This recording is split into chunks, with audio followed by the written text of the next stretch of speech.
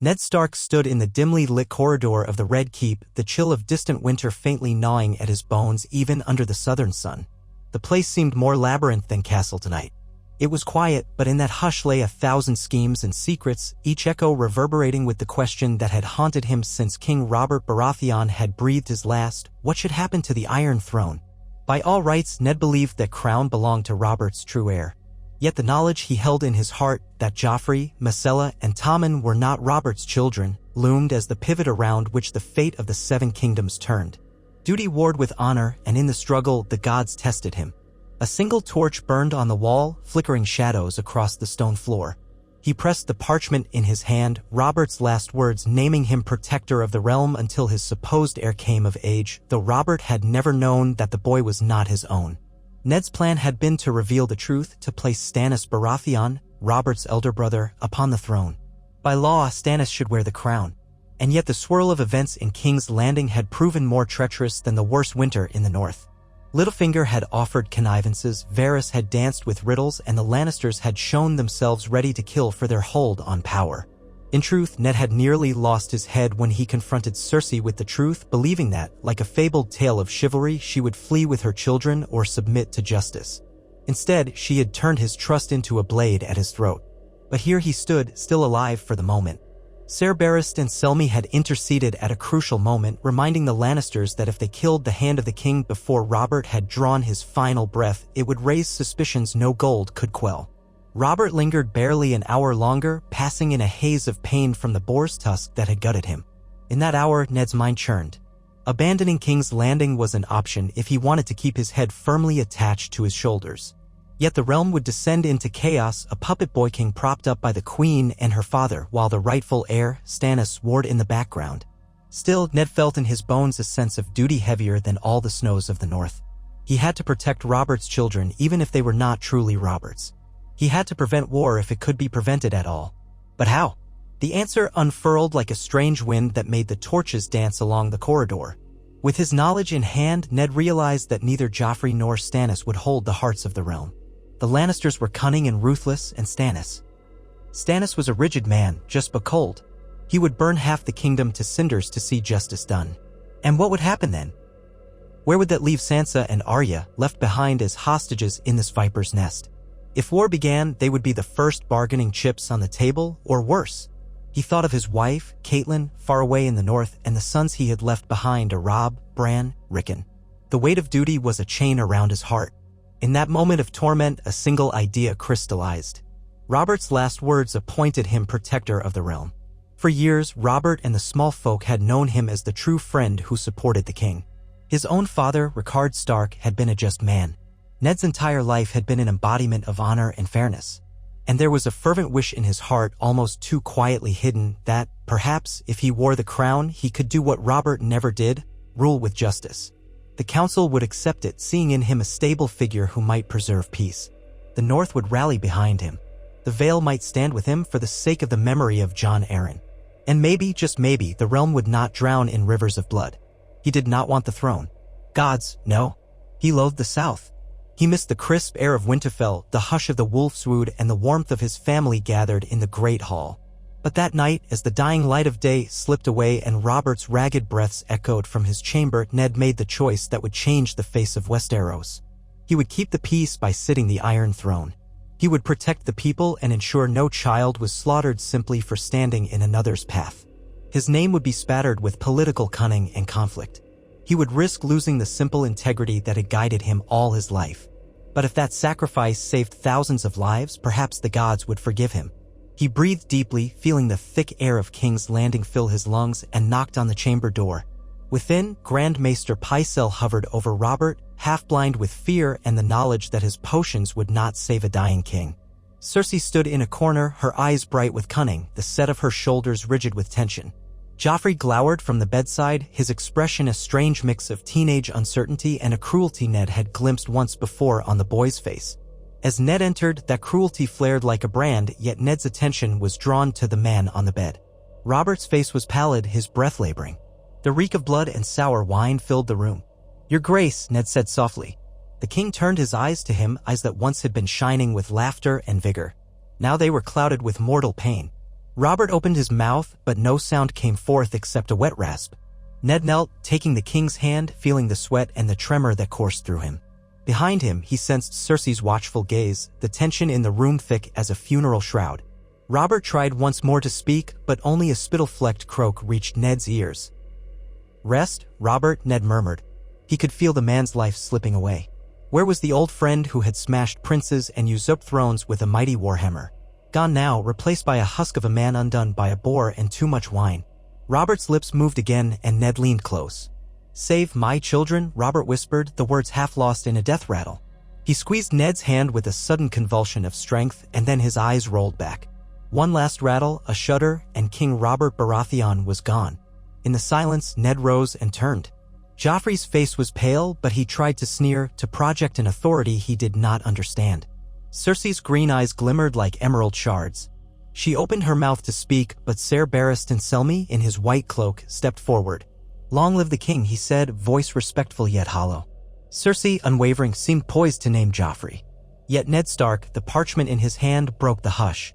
"Robert named me protector of the realm until his heir came of age." His voice did not tremble, and though his heart pounded, he forced himself to remain as solid as the North's bedrock. He gazed at them all in turn. "I will uphold that duty." Cersei's lips curled. "Joffrey is the heir. Protector or not, you must bend the knee to your king." But Ned stood firm. "We will honor Robert's last words," he said. "His graces will names me protector. I will not relinquish that duty to a boy whose claim—" He paused, the truth of the children's parentage kindling in his mind. But to say it aloud now would spark chaos in this very room, perhaps even bloodshed. Instead, he said in a low voice, "We must follow the king's will. Tomorrow, let the council convene and verify the documents. Then we shall see." The flicker in Cersei's eyes suggested she understood the threat in his words. He held the parchment. He had the seal. He had the men of the city watch who, with Littlefinger's backing, would ideally follow the gold of the crown or the rightful protector. Or so he hoped. She inclined her head with false acquiescence. "Very well, Lord Stark. For tonight, we shall abide." At dawn, Ned, accompanied by Ser Barristan, made his way to the council chambers. To his surprise, Renly Baratheon, the youngest brother of the late king, was already there, looking uncharacteristically solemn. Littlefinger lounged in a chair, wearing his usual mocking half-smile. Varys, spider-like, hovered in the corner, offering polite bows. Pycelle wore his chain of office, though it dangled precariously off his hunched shoulders. As soon as Ned arrived, he placed Robert's sealed letter upon the table and stated that, according to it, he was named Protector. Renly frowned, but read the parchment, then nodded. "I see the seal is genuine," Renly said. Robert's own words. "I cannot dispute it." Littlefinger tapped a finger against his lips. "Well, words on parchment can be convincing, especially with that seal. Still, what do we do about Joffrey?" His tone was mild, but the question was pointed. Ned inhaled. He had resolved to do something drastic, something that still churned his stomach with guilt. He would not just name Stannis. He would assume that burden himself. "We do what Robert wanted," Ned said. "We keep the peace. The realm must not descend into bloodshed." He stood straighter, scanning the faces of the council. Some looked curious, others alarmed. "Robert is gone," Ned continued, "but we owe it to his memory to maintain stability." Renly's eyes flickered, as though something uncertain lurked beneath. "You speak of peace, Lord Stark, but who will sit upon the Iron Throne?" Ned let his gaze sweep the room before settling on Renly. He could feel his mouth go dry. He reminded himself that this decision was in service to the realm. "Robert's final instruction is that I should lead until a rightful heir is determined. I propose that, in the interest of preventing a war, I assume the throne as King Eddard Stark, to protect the realm until the matter of legitimacy is sorted by the Great Council." The silence was absolute. Renly's eyes widened. Littlefinger's lips parted in a sly grin. Pycelle made a strangled noise, half protest, half confusion. Varys blinked slowly, as though calculating the ramifications of this. At last, Littlefinger broke the hush with a soft laugh. "Oh, my lord," he said, "you have grown cunning. Perhaps the crown suits you more than I thought." "This is outrageous," Pycelle croaked. "We have procedures. We have laws. The Targaryens were usurped by Robert. Now you would do it again." Ned met the old man's protests with a firm stare. King Robert was crowned by right of conquest, Ned said. He then established his line. But that line is broken because the children are not his seed. I have the evidence, he continued grimly, aware that once again, speaking it aloud was a line he had to cross. Joffrey, Myrcella, and Tommen are all the children of Cersei Lannister and her brother, Jaime. They are not Roberts. They hold no claim by blood. Renly took a half-step back. Ned, are you certain? Ned closed his eyes. Jon Arryn died for these truths.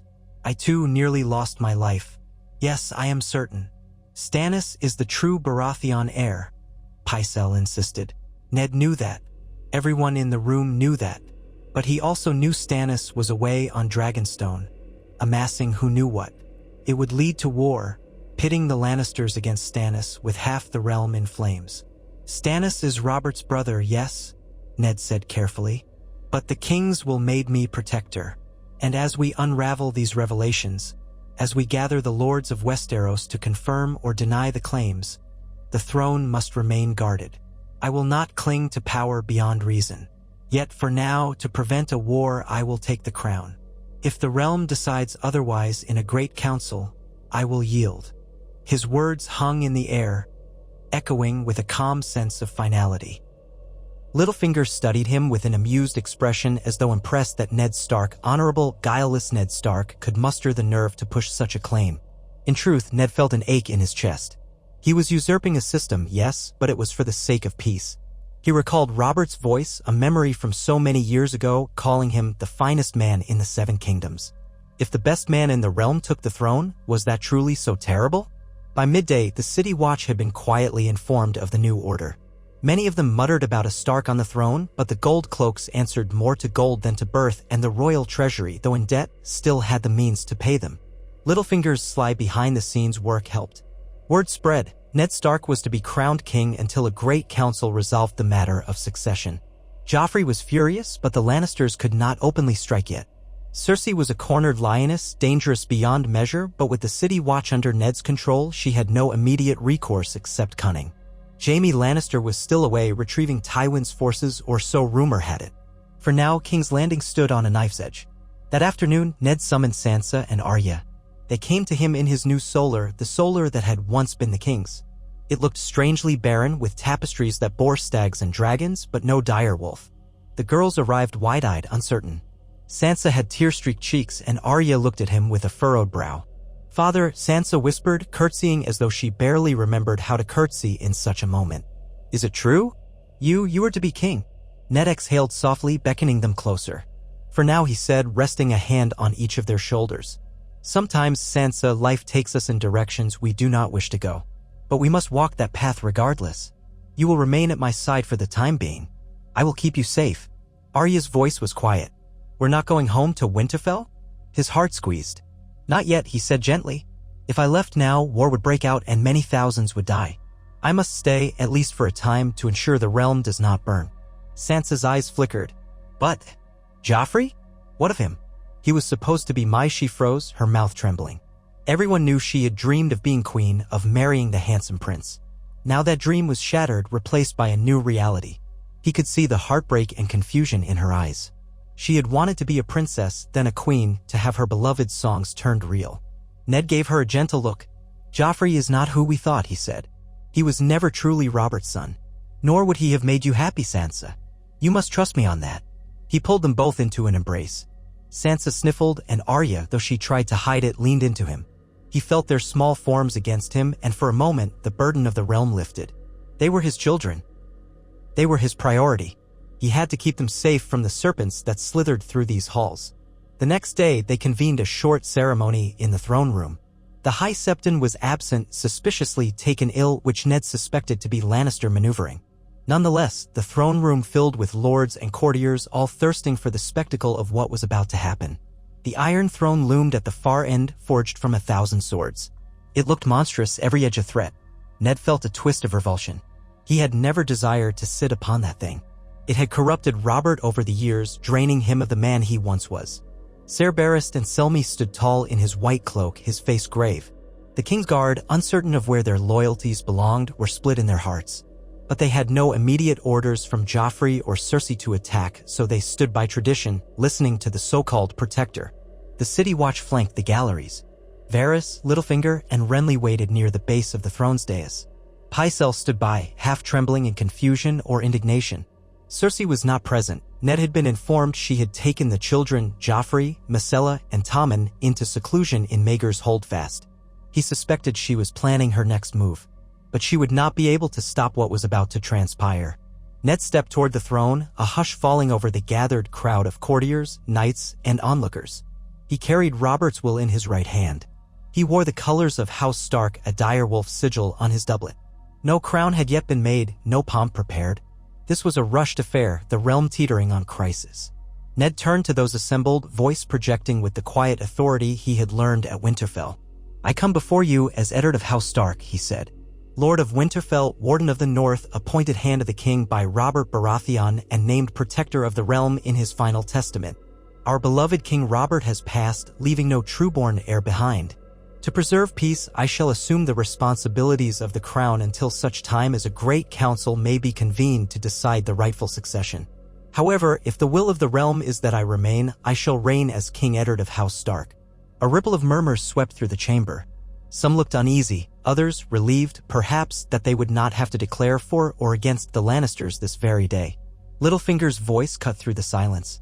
"Hail King Eddard," he said, with that mocking undercurrent, his bow just the right depth. Renly, after a pause, joined the bow, though he eyed Ned with a complex expression, part approval, part envy. Varys, ever the actor, offered a smooth inclination of his head. Pycelle bowed stiffly.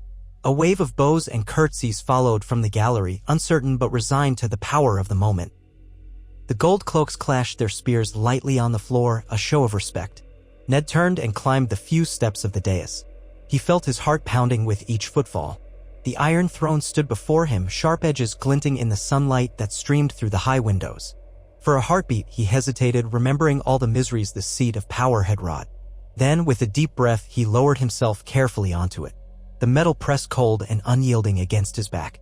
He felt a slight prick on his thigh, an ancient sword's tip, no doubt. He set his jaw, ignoring the pain. He was king now. The hall began to chant, "Long live the king." Murmured by some, shouted by a few. It lacked the unison fervor of a well-planned coronation, but it was done. Ned Stark had claimed the Iron Throne. It did not take long for ravens to fly across the Seven Kingdoms, bearing news that Lord Eddard Stark had named himself king.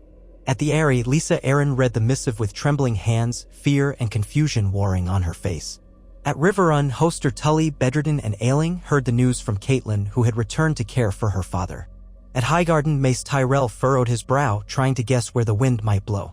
At Dragonstone, Stannis Baratheon learned that his claim had been sidestepped by Ned Stark's surprising move. The ravens soared on, each one carrying the seeds of alliance or rebellion. In the Red Keep, the first days of Ned's kingship were filled with the swirl of formalities and awkward confessions. The small council reassembled, reconstituted under the new king's direction. Renly Baratheon accepted the position of Master of Laws, though privately he questioned Ned's choice. Littlefinger remained Master of Coin, for now his knowledge of the realm's debts invaluable.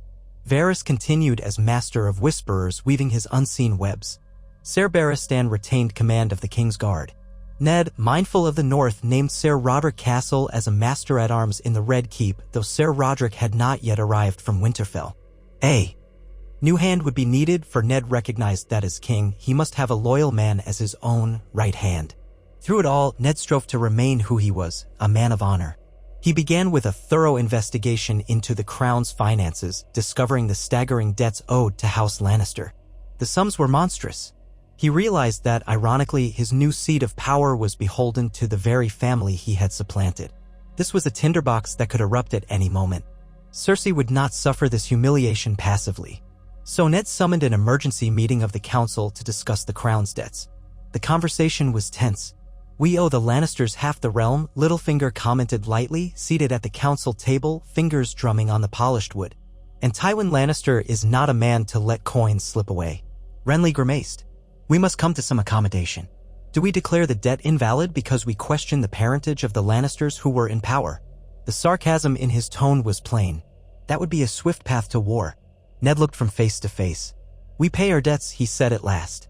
House Stark has always paid its debts, and I shall not break that tradition. But we will set terms that do not bankrupt the realm." "Lord Tywin might not accept such terms," Varys said in his soft voice. "Then I will treat with him directly," Ned replied.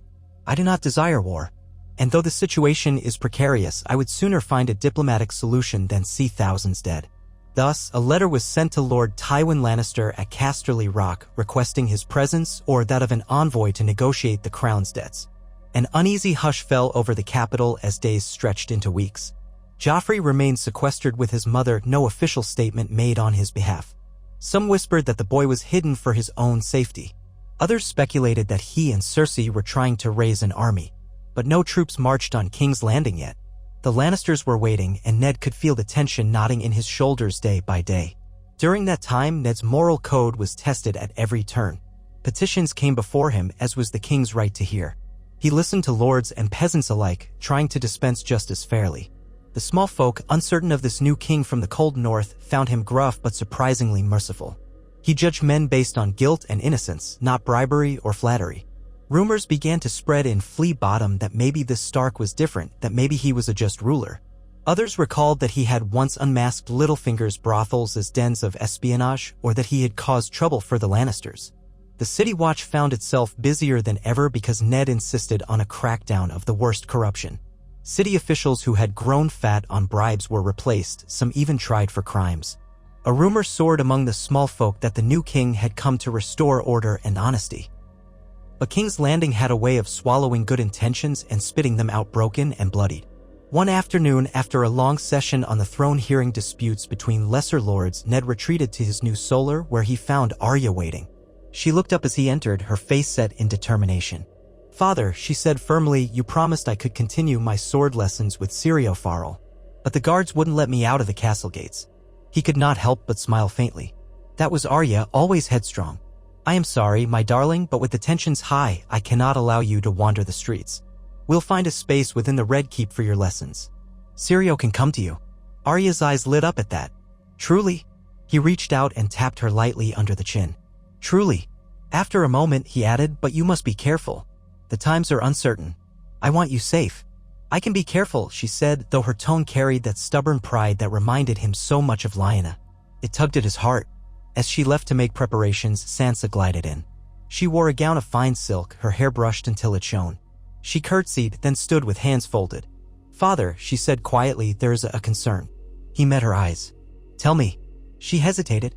"Some of the ladies whisper about me, that I'm no longer betrothed to the prince, that you have stolen the throne. They say vile things." Ned sighed and rose from his chair, crossing to her. "Sansa, you are my daughter, a princess now by right of my being king, though I know that seems odd to your ears. The ladies of the court enjoy their gossip. Pay them no mind." Tears shimmered at the corners of her eyes.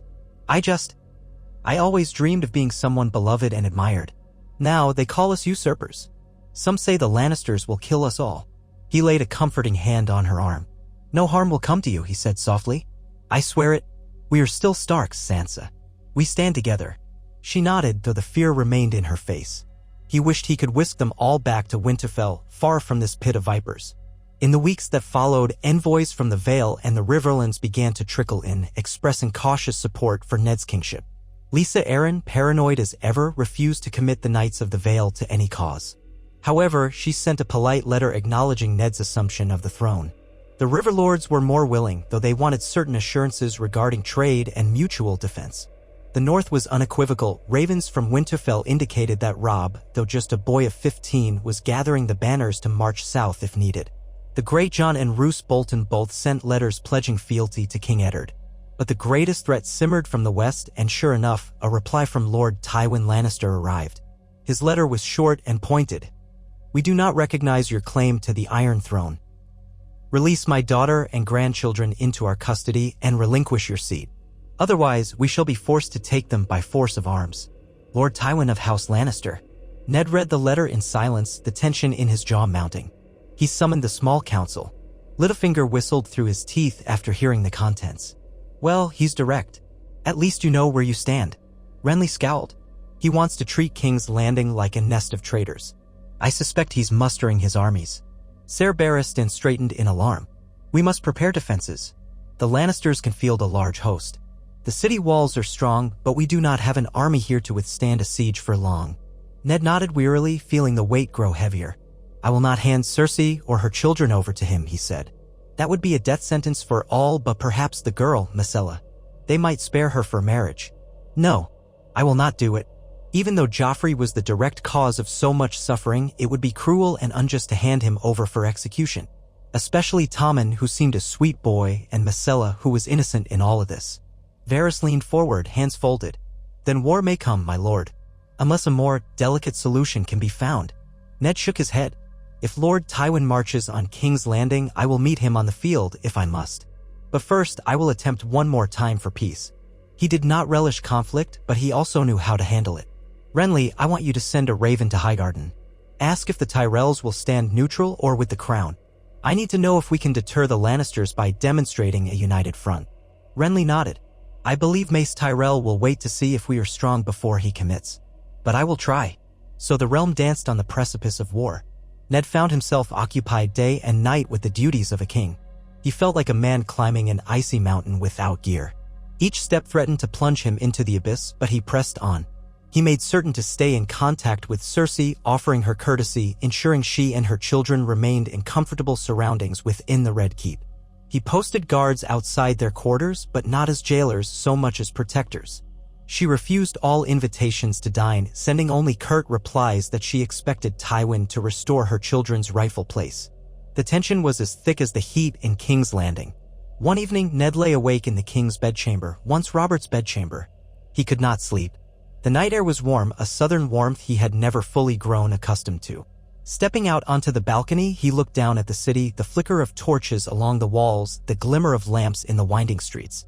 He thought of all the souls in those houses, men, women, children, each with lives of their own. He was responsible for them now. A swirl of anxiety racked him. He was no politician, no golden-tongued manipulator. He was a soldier, a keeper of the old ways. Yet he had set himself on this course. A soft knock startled him. He turned to find Varys slipping into the chamber, his silken robes whispering on the stone floor. Ned frowned, but gestured for him to speak. Varys moved closer, voice low. Your Grace, I have news from across the sea. Daenerys Targaryen has wed Khal Drogo of the Dothraki, and rumor says she may be pregnant. Ned recalled the Targaryen girl, exiled after the rebellion, the rightful daughter of the slain King Aerys. Robert had been determined to see her killed. Ned had opposed that, saying the murder of children was a monstrous crime. But now, with Robert gone and Ned on the throne, the Targaryen exiles might see a chance to press their claim. Thank you for the information, Ned said quietly. We shall keep watch. I do not desire another war. If the Targaryen girl stays beyond the narrow sea, let her be. Varys bowed. And if she does not? Ned sighed. Then I will try for peace first. She has no cause to love the usurper's friend, but perhaps we can find terms. I will not assassinate a young girl across the sea. He paused and met Varys's gaze. I will not be that king. Varys inclined his head, an enigmatic smile on his lips. As you say, Your Grace, I shall ensure we are well informed of her movements. May the gods bless your endeavors. Weeks turned into a month, the heat intensifying as the city baked under the sun. Ned toiled at his duties, forging alliances where he could, ensuring trade ships docked unmolested, and awarding positions to loyal men. He named Ser Barristan as Lord Commander of the Kingsguard with explicit trust, and though Barristan had always served any rightful king, Ned felt the old knight's sense of honor resonated with his own. In the swirl of tasks, Ned found small pockets of peace with his daughters. He tried to dine with them at least once a day, talking with them about small things, like how Sansa had begun an embroidery project depicting the Godswood at Winterfell, or how Arya's footwork was improving under Syrio's watchful gaze. Yet behind every moment, the specter of war loomed. Then, one morning, a scout arrived at the city gates with dire news. Tywin Lannister's host, 20,000 strong, was massing near Harrenhal, rumored to be on the march eastward. Whispers of bloodshed in the Riverlands circulated. Reports that Tywin's bannermen were burning villages, presumably to goad Ned or the Tullus into open conflict. Ned wasted no time. He summoned the lords loyal to the crown, ordering them to muster at Rosby, just northeast of King's Landing, to create a defensive line. Ravens flew to the north, urging Robb Stark to march with all haste if war was truly upon them. The realm braced itself for the storm. Catelyn arrived in King's Landing shortly thereafter, looking weary and drawn from her journey. She rushed to Ned's side, relief and exasperation warring on her features. "Gods, Ned, the rumors are wild as crows. They say you seized the throne, that you've locked the queen in her chambers." He embraced her, inhaling the familiar scent of her hair.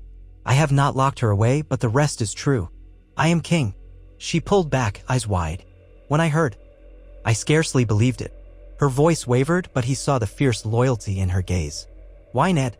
He told her everything: Robert's final will, the children's parentage, his fear of war, his fear that the realm would bleed if he did not act. He spoke of how he would step aside if the Great Council named another, and how Tywin Lannister threatened them all. Catelyn listened, her hands clasping his, her face growing grave. "Then we must stand firm," she said at last, her Tully resolve shining. "We must protect our children." He breathed easier with her beside him. She took charge of the household arrangements, ensuring that Sansa and Arya had their mother's care. Lady Stark was a balm to Ned's heart in these tumultuous times. Yet the question of war with the Lannisters hovered. As if to answer that question, a raven arrived bearing Tywin's final ultimatum: surrender the throne or face the might of House Lannister. Ned read it with Catelyn at his side, his jaw setting. "He does not bend," Ned murmured. "He will have the throne for his grandson Joffrey, or he will destroy it all." Catelyn's voice was steely. "Then we must fight, or everything we hold dear will be ashes." So be it, Ned thought. He had tried for peace. He had invited Tywin to treat, offering honorable terms, but the old lion seemed bent on forcing his will upon the realm. Ned gave the order. The watchers on the city walls were to remain vigilant, the levies from Rosby and Duskendale to be prepared to march, and the Riverlords to harry Tywin's foraging parties. Word came from Riverrun that Edmure Tully had marshaled a host to defend the Trident. Still, the balance was precarious. Robb Stark's arrival was like a cool wind across scorched plains. The young wolf, as some had started calling him, rode at the head of a northern army 15,000 strong. He brought with him the Great John, Roose Bolton, and other powerful northern lords. The city folk watched with wide eyes as the Northmen arrived, war horses pounding the ground, banners bearing the dire wolf snapping in the breeze. Robb dismounted in the Red Keep's courtyard, face set with determination. He went to his father at once. Ned saw the boy had grown taller, looking more a man than a child. They embraced, father and son reunited. "You came," Ned said softly, relief in his eyes. Robb's voice was thick with emotion. "Of course I came. They said you needed me. They said war might come." His gaze flicked around the courtyard, and Ned saw the fierce pride in him. "You are king now. It's strange to hear, but I'm glad to serve you." Pride and sorrow mingled in Ned's heart. He clapped a hand on Robb's shoulder. "War is near, but we will be strong together. You are my son and the heir to Winterfell. Your presence gives me hope." That hope was soon tested. Scouts reported that Tywin's army had begun a brutal sweep through the Riverlands, torching villages loyal to Riverrun. Ser Gregor Clegane led the vanguard, leaving a trail of horror in his wake. The time for talk had passed. Ned declared that the Crown army, bolstered by the Northmen and the loyal bannermen of the Crownlands, would march to relieve the Riverlands. Catelyn stayed behind in King's Landing to watch over Sansa and Arya, though she chafed at not riding by Ned's side. Renly remained to hold the capital with a small force, as the rightful king could not leave it undefended. Ned therefore led the larger host out of the city gates. He wore armor of dark steel trimmed with silver, a dire wolf on his breastplate. Robb rode beside him, carrying the banner of House Stark. Ser Barristan commanded a contingent of the King's Guard. The lords of the north rode behind them, and the men of the Riverlands joined them on the march. Autumn's breath touched the air. The days were still warm, but nights grew cooler. As they advanced, ravaged villages came into view. The smell of smoke and death hung heavy. Ned's face grew stony, his anger kindled by the needless cruelty inflicted on the small folk. It reminded him why he had seized the throne in the first place, to stop such horrors from befalling the realm. He vowed that, if the gods were just, Tywin Lannister would answer for these crimes. They met a small force under Ser Gregor near the fords of the Trident. The mountain was as terrifying as the rumors said, a giant of a man in massive plate, sword dripping with gore. But the Northmen charged with fierce resolve, outraged by the brutality. Robb led the vanguard with Grey Wind, his dire wolf, at his side. The beast tore through Lannister men like they were made of straw. Ned and Ser barrassed and fought shoulder to shoulder, two masters of the blade from different generations. The waters of the trident ran red. And yet, for all his ferocity, Ser Gregor found himself outnumbered. He was forced to retreat, wounded, leaving many of his men dead. The crown's forces cheered. A small victory, but a victory nonetheless. News of the defeat of his vanguard reached Tywin, who pulled back toward Harrenhal to consolidate his strength. Ned led the pursuit, urging haste. If they could corner Tywin's host before he regrouped with reinforcements from the west, perhaps they could force a negotiation. A raven arrived from King's Landing with urgent news. Cersei and Joffrey had escaped. They had drugged their guards and fled in the night, likely heading west. Ned ground his teeth, suspecting that Cersei intended to join Tywin's army and push him to press their claims. Another complication to worry about. However, it meant that King's Landing no longer had the Lannisters as hostages, which might free Ned to act more decisively in the field. Along the banks of the God's Eye, near Harrenhal's cursed towers, Ned's scouts spotted the banners of the Lion. Tywin's force was larger than expected. Reinforcements had arrived from the Westerlands. The king in the north, no, Ned reminded himself with a wry twist of feeling. The king on the Iron Throne realized they were facing a formidable foe, perhaps 30,000 strong, to his 25,000. The ground was boggy with patches of marsh. Harrenhal itself loomed in the distance, a black silhouette of ruin. Tywin had chosen this place for the advantage of the castle's formidable walls. Ned convened a war council in the field. Great John Umber wanted to storm them at once, bellowing that the Northmen could smash any foe. Roose Bolton, ever cold, suggested a feigned retreat to draw Tywin out. Robb listened intently, learning from every word. Finally, Ned spoke. If we attack them straight on at Harrenhal's walls, we will lose thousands. We cannot afford that, nor can we let them slip away to ravage more of the Riverlands. If we draw them out onto the open field, we have a chance. But Tywin is too canny to be baited easily. He has the supply lines, the castle to shelter in. He looked at the map spread on the makeshift table. We will cut off his supplies from the west. We will circle around the lake, preventing him from crossing to the roads that lead to the Westerlands. Starve him out. The plan was set in motion. The crown's forces split. Roose Bolton took a contingent north of Harrenhal, while Ned led another around the southern edge of the God's Eye, cutting off the approach to the gold roads that wound toward the Westerlands. Robb commanded a smaller force in the center, always ready to respond if Tywin tried to break out in that direction. For days, they maneuvered in a cat-and-mouse game. Tywin was no fool. He tried to send scouts to find weak points in Ned's lines. The Watchers captured or killed many of those scouts. Lies in Harrenhal began to dwindle, feeding so many men in that ruinous fortress. It was then that Tywin made a bold move, a nighttime assault aimed at Robb's force in the center. If he could break through and scatter the young wolf's men, he might open a path to the west. The fighting erupted in the darkness. Fires flared, horns blared, steel clashed. Robb found himself tested in true battle, his wolf howling by his side. The northern camp reeled from the surprise, but Ned had anticipated Tywin's cunning. The signal fires went up, and within an hour, the Bolton forces and Ned's own contingent converged on the battlefield surrounding Tywin's men. It became a brutal melee lit by torches and the moon.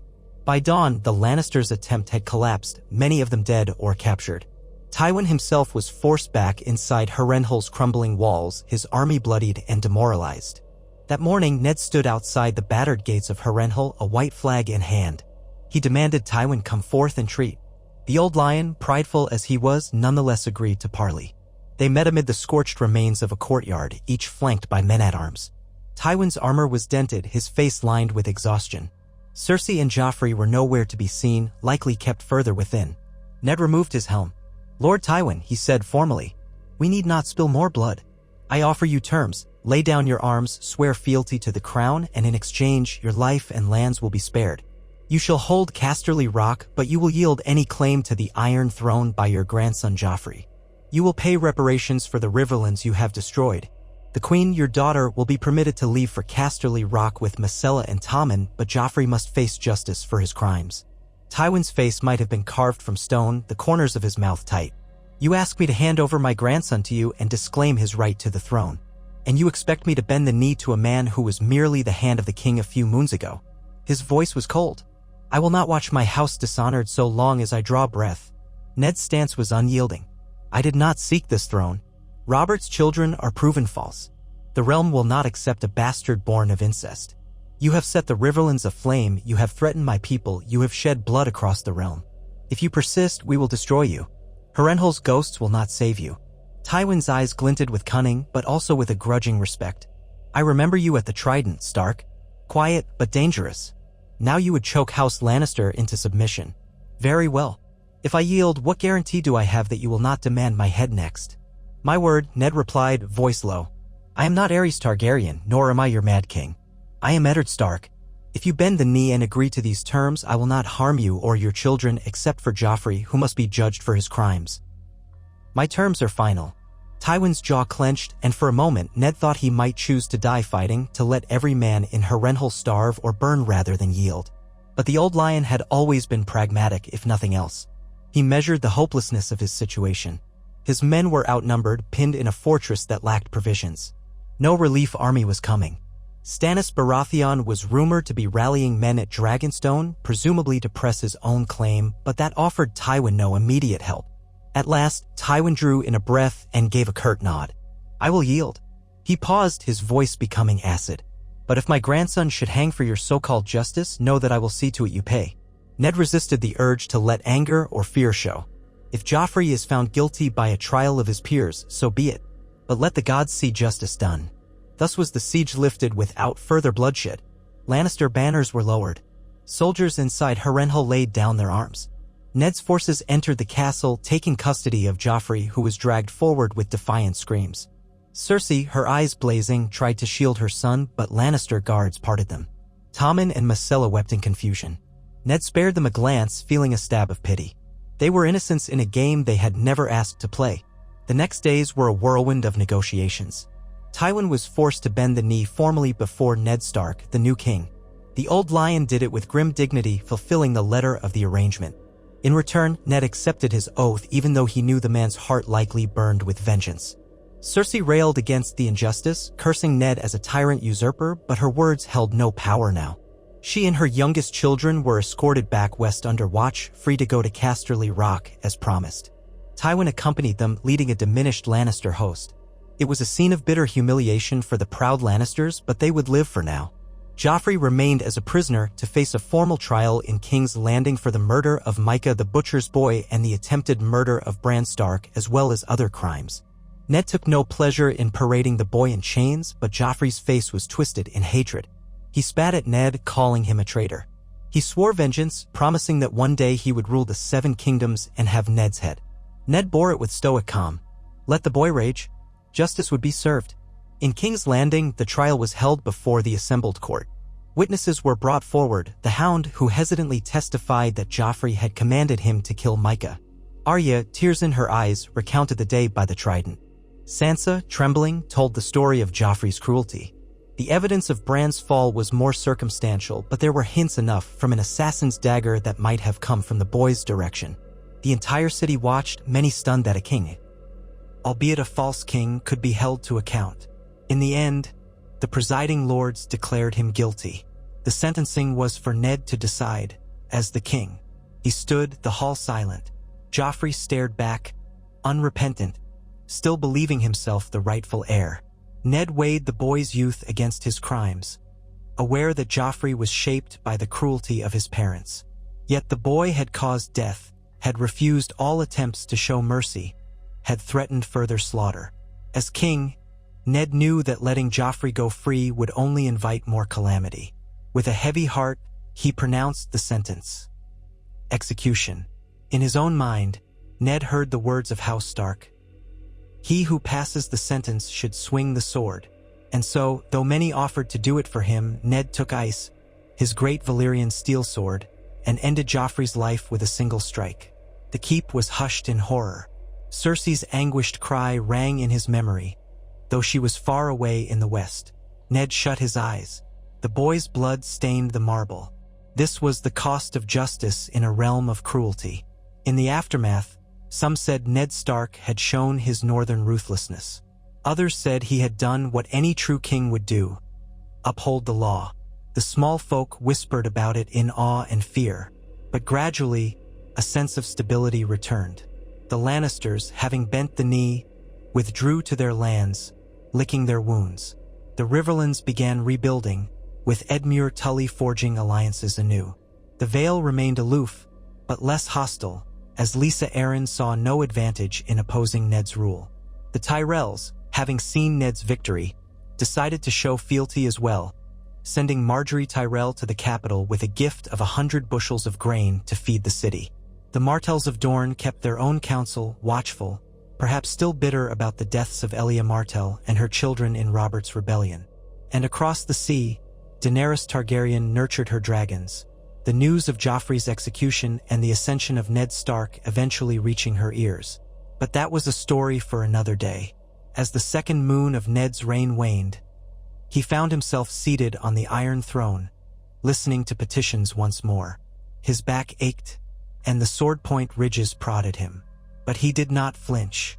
This was his burden, the price he paid so the realm might know peace. He dispensed judgments, balanced the treasury with Littlefinger's reluctant assistance, and oversaw the realm's slow healing from the violence that had threatened to consume it. Above all, he honored his promise to call a great council. Lords from all corners of Westeros began to gather, invited to deliberate on the question of succession. Yet in the meantime, few disputed that the man called King Eddard did, in fact, rule. Some, like Renly, whispered that the Great Council would confirm him, for who else could hold the realm together? On the day the Great Council convened, Ned walked into the Dragon Pit. Restored temporarily for the purpose, for the Red Keep's throne room was too small to hold all the High Lords. The Targaryen dragons had once roosted there, now it housed the assembled might of the Seven Kingdoms. Banners soared in the wind, the Wolf of Stark, the Fish of Tully, the Sun and Spear of Dorne, the Rose of Tyrell, the Falcon of Arryn, the Lion of Lannister, and so many more. Men who had fought each other in past wars sat side by side. Ned took a seat, not on an elevated throne, but on a simple dais, so he could address them all. He explained that Robert Baratheon left no trueborn heirs, that Stannis' claim was overshadowed by his own appointment as protector, which he had assumed to preserve peace. He told them that he would stand by the council's decision. If they wished to place Stannis on the throne, he would relinquish it. There were murmurs, for they all knew how cold and rigid Stannis could be. They also knew that Stannis had not rallied enough support from the Stormlands, that many of them had no love for him.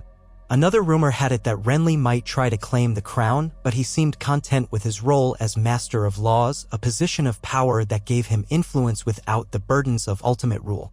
The lords debated for days, sometimes into the night, raising points of law, quoting lines from old treaties and genealogies. Some pressed for Stannis.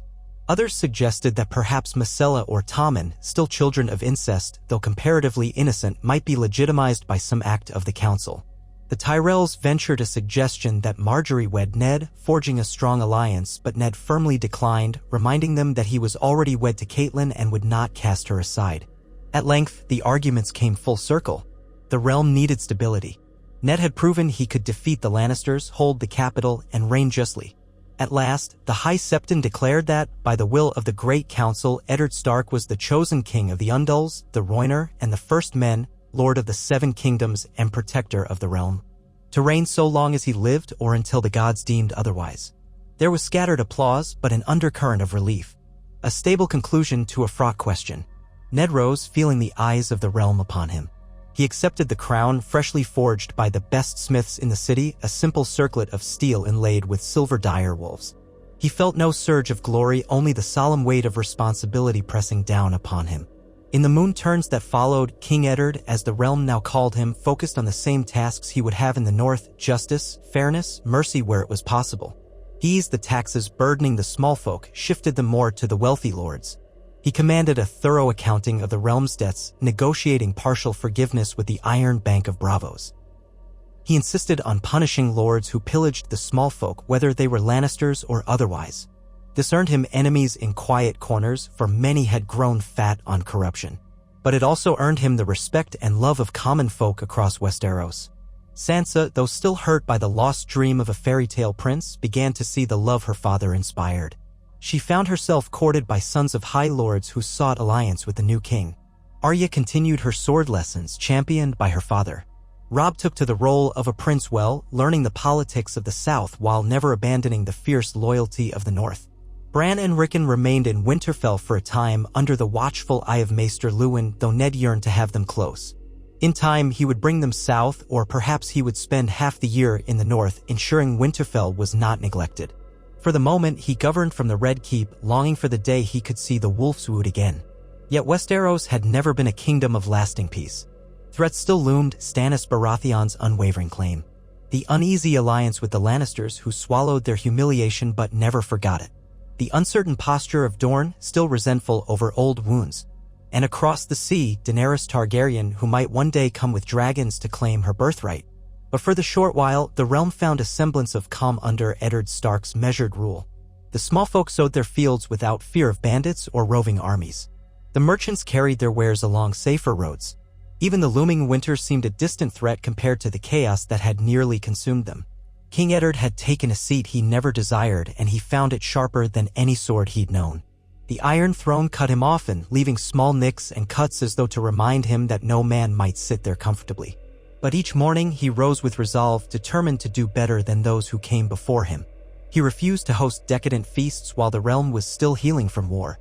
Instead, he spent hours with advisors, forging trade pacts, mending the damage that Robert's neglect had wrought, and rebuilding the trust that the Lannisters' aggression had shattered. Above all, he strove to keep the vow he had made in his heart the day Robert died, to be a protector, not a tyrant, to shield the children of the realm from the horrors he had witnessed. In small corners of King's Landing, at breadlines funded by the crown, people spoke of a new dawn. They said that the Wolf King was stern, but just, that he would not let them starve, nor would he let a child be cast aside by the mighty. It was not the lavish adoration Robert had once enjoyed, nor the flamboyant glory that Rhaegar Targaryen once held in the hearts of the people. It was a cautious, grounded hope, and in the Game of Thrones, hope is a precious and fleeting thing.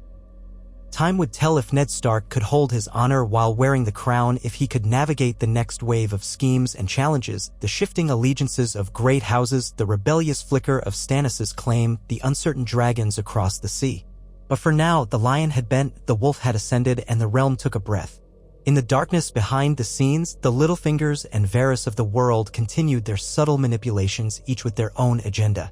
Across the narrow sea, the Targaryen girl dreamed of returning, and in the crypts of Winterfell, the old bones of the Stark kings lay in silent vigil. Eddard Stark, king of the Seven Kingdoms, prayed to the old gods every night, standing beneath a transplanted weirwood in the Red Keep's Godswood, asking for guidance, for the strength to bear a crown he had never wanted. And the gods gave no answers but the rustle of leaves. Still, he found solace in that hush, recalling the ancient words, "Winter is coming." He was reminded that life was a series of harsh seasons, that peace could wither, that war could blossom anew. Yet in that knowledge lay the resolve to keep striving, to do right by the living and the dead. And so he ruled, bracing himself for the winds that would inevitably blow. For the time being, he had given the realm something precious, a chance at peace and justice under the reign of a man who held honor dear. It was more than most kings had ever offered. And for that, songs would one day be sung in the halls of Winterfell and in the corners of King's Landing alike, songs of the Wolf King who had taken the throne after Robert Baratheon's passing and who had held it not for glory or gold, but for the sake of the realm he loved. Time to tell. In the weeks following the Great Council's decision, King Eddard Stark found himself increasingly aware that though the realm knew a fragile peace, it could fracture in an instant. The Iron Throne was no more comfortable than it had been the first day he sat upon it, the barbs digging into him in subtle ways, political demands, whispered rumors, fresh intrigues that always lurked behind the next corner. Yet he rose before dawn most days, determined to meet each challenge with the unbending honesty that had guided him all his life. He took few pleasures in King's Landing. The city was hot, loud, and foul-smelling compared to the crisp, quiet expanses of the north. At times, gazing out from a balcony in the Red Keep, he felt caged. This was not Winterfell, where he could walk the walls, see the forests beyond, and sense the wild breath of the north on his face. Instead, beyond the city's walls sprawled a tangle of hovels and roads, the waters of Blackwater Bay shimmering under the southern sun. Still, he bore it. He had borne worse. A king's duty was to endure for the sake of his people. His first nights after the Great Council were restless. So many vital choices lay before him. How to treat with Stannis Baratheon, who remained at Dragonstone with his ships and soldiers. How to placate the Lannisters, newly humbled yet hardly tamed. How to address the steady rumors of Daenerys Targaryen across the narrow sea, spoken of in uneasy tones by the spider Varys. At times, Ned wondered if some chance would unite all these threats at once, plunging the kingdom into chaos. But in each sunrise, he found hope. The realm was quiet for now, at least quieter than it had been, and he meant to keep it that way if he could.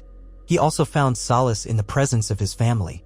Catelyn was near, tending courtly affairs with the practiced grace of a lady who had once managed all of Winterfell's household. Sansa and Arya grew each day, and he did his best to spend a few minutes with them over breakfast or supper, though his schedule often dragged him away. Sansa was learning to navigate the intrigues of the royal court, shy but attentive, while Arya escaped those stifling corridors whenever she could, continuing her sword lessons with Syrio Farrell in hidden corners of the keep. Robb, at 15, sat in on many of Ned's council meetings, soaking up the lessons of governance and war. Bran and Rickon remained in Winterfell for the moment, too young to be hauled into the southern pit of politics. Ned clung to the hope that soon he could rotate back north for a time, letting Robb handle affairs here. Or at least, that was the dream. But dreams died swiftly in King's Landing. He often visited the Godswood at twilight.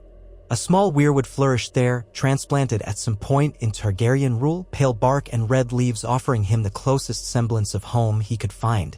He would kneel at its roots, the hush of the courtyard broken by distant noises of the city. Through silent prayer to the old gods, he sought strength, and each time he rose with new determination. War might come, or it might not.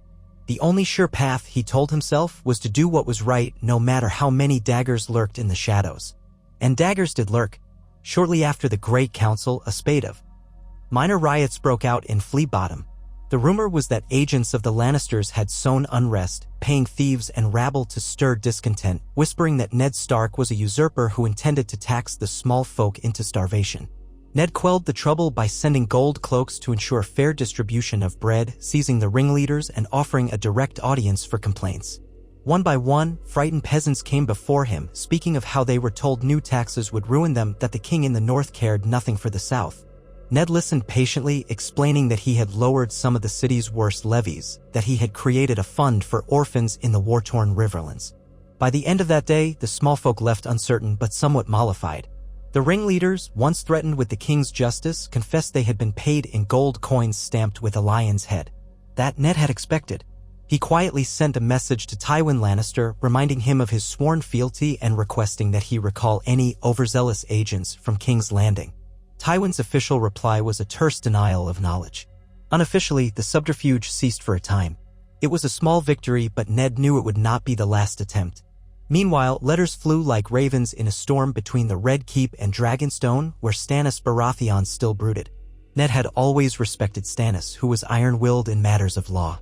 In some ways, Ned agreed that the Baratheon brother had a rightful claim, but Stannis' approach, rigid, grim, and unyielding, would have plunged the realm into immediate civil war. That was why Ned had stepped forward to rule to prevent more bloodshed. Now he tried to soothe Stannis, offering him a place on the small council, even a seat as master of ships if he desired. He wrote that the realm needed all loyal men to stand together.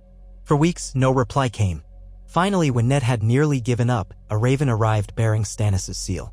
The parchment read stiffly, "I acknowledge no man is king but Robert's lawful heir. If Joffrey is false, then the crown passes to me. The so-called Great Council has no power to undo the line of inheritance. Yet the realm's peace may be saved if you yield. I do not wish to bathe my homeland in blood, but if you persist in clinging to this stolen throne, I will do what I must. Stannis of House Baratheon, Lord of Dragonstone." Ned rubbed his forehead as he read the lines. Always that same question, stolen throne. No matter that Ned had been named protector, no matter that the Great Council had spoken. For Stannis, law was as unyielding as castle stone, and he had many swords at his disposal, plus a fleet of ships that, if turned upon King's Landing, might blockade trade and starve the city. Winter was not yet upon them, but it crept closer, and a blockade in harsh weather could be devastating. Ned wrote back, carefully phrasing every line. "I have never doubted your lawful place behind Robert, but no child of Robert's remains true. The Great Council has recognized me as king for the stability of the realm. I do not cling to power for its own sake. I invite you to come to King's Landing to negotiate. Let the realm see that we do not seek further bloodshed." Days stretched into weeks without a response. Ned labored at his other duties, forging alliances, strengthening roads for trade, rebuilding the war-torn villages in the Riverlands with help from Edmure Tully, negotiating tax burdens with Mace Tyrell's emissaries. He traveled to a few of the outlying areas near the capital, surprising the local lords who did not expect a king to personally inspect farmland. But Ned believed a ruler should see how his people fared with his own eyes. Each time, he discovered old corruptions, men who pocketed crown funds or demanded bribes for grain. Ned dismissed or punished them, installing more reliable stewards. Gradually, a pattern emerged. Many had hidden Lannister ties or older bargains from Robert's lavish days. Bit by bit, Ned rooted out the rot. The treasury, once a leaky vessel, began to stabilize. Littlefinger, forced to keep precise accounts, lost some of his sly smirks. Yet Ned always suspected Peter Baelish of deeper cunning. Amid these labors, Ned tried to ensure his daughters had some semblance of happiness. Sansa wrote long letters to her friend Jane Poole, describing the court and all its subtle intrigues. She was blossoming into a poised lady, though Ned sometimes caught a sorrow in her eyes when she recalled her old illusions about the Lannister prince. Arya, in contrast, was all elbows and energy, tumbling in corridors with Nymeria, her wolf, bounding at her side. The day Ned found her racing with several of the king's guard who had indulged her mischief, he nearly smiled at the sight of them panting to keep up. Arya tried her best to show a ladylike demeanor in her mother's presence, but her heart lay in swordplay. Sirio Farrell, the Braavosi dancing master, taught her with quiet intensity. Ned occasionally watched from afar, seeing the slender shape of Arya pivot, parry, and lunge. Her face held a fierce joy. Sometimes he worried, was he leading her to a life too dangerous for a young girl? Yet the world was dangerous enough on its own, and if she had the skill to defend herself, perhaps that was a blessing. Robb's path was more complicated. He was the eldest son, expected to become the next Lord of Winterfell or someday serve as the king's hand if Ned remained on the throne for life. Robb's training covered swordsmanship, jousting, and the finer points of strategy.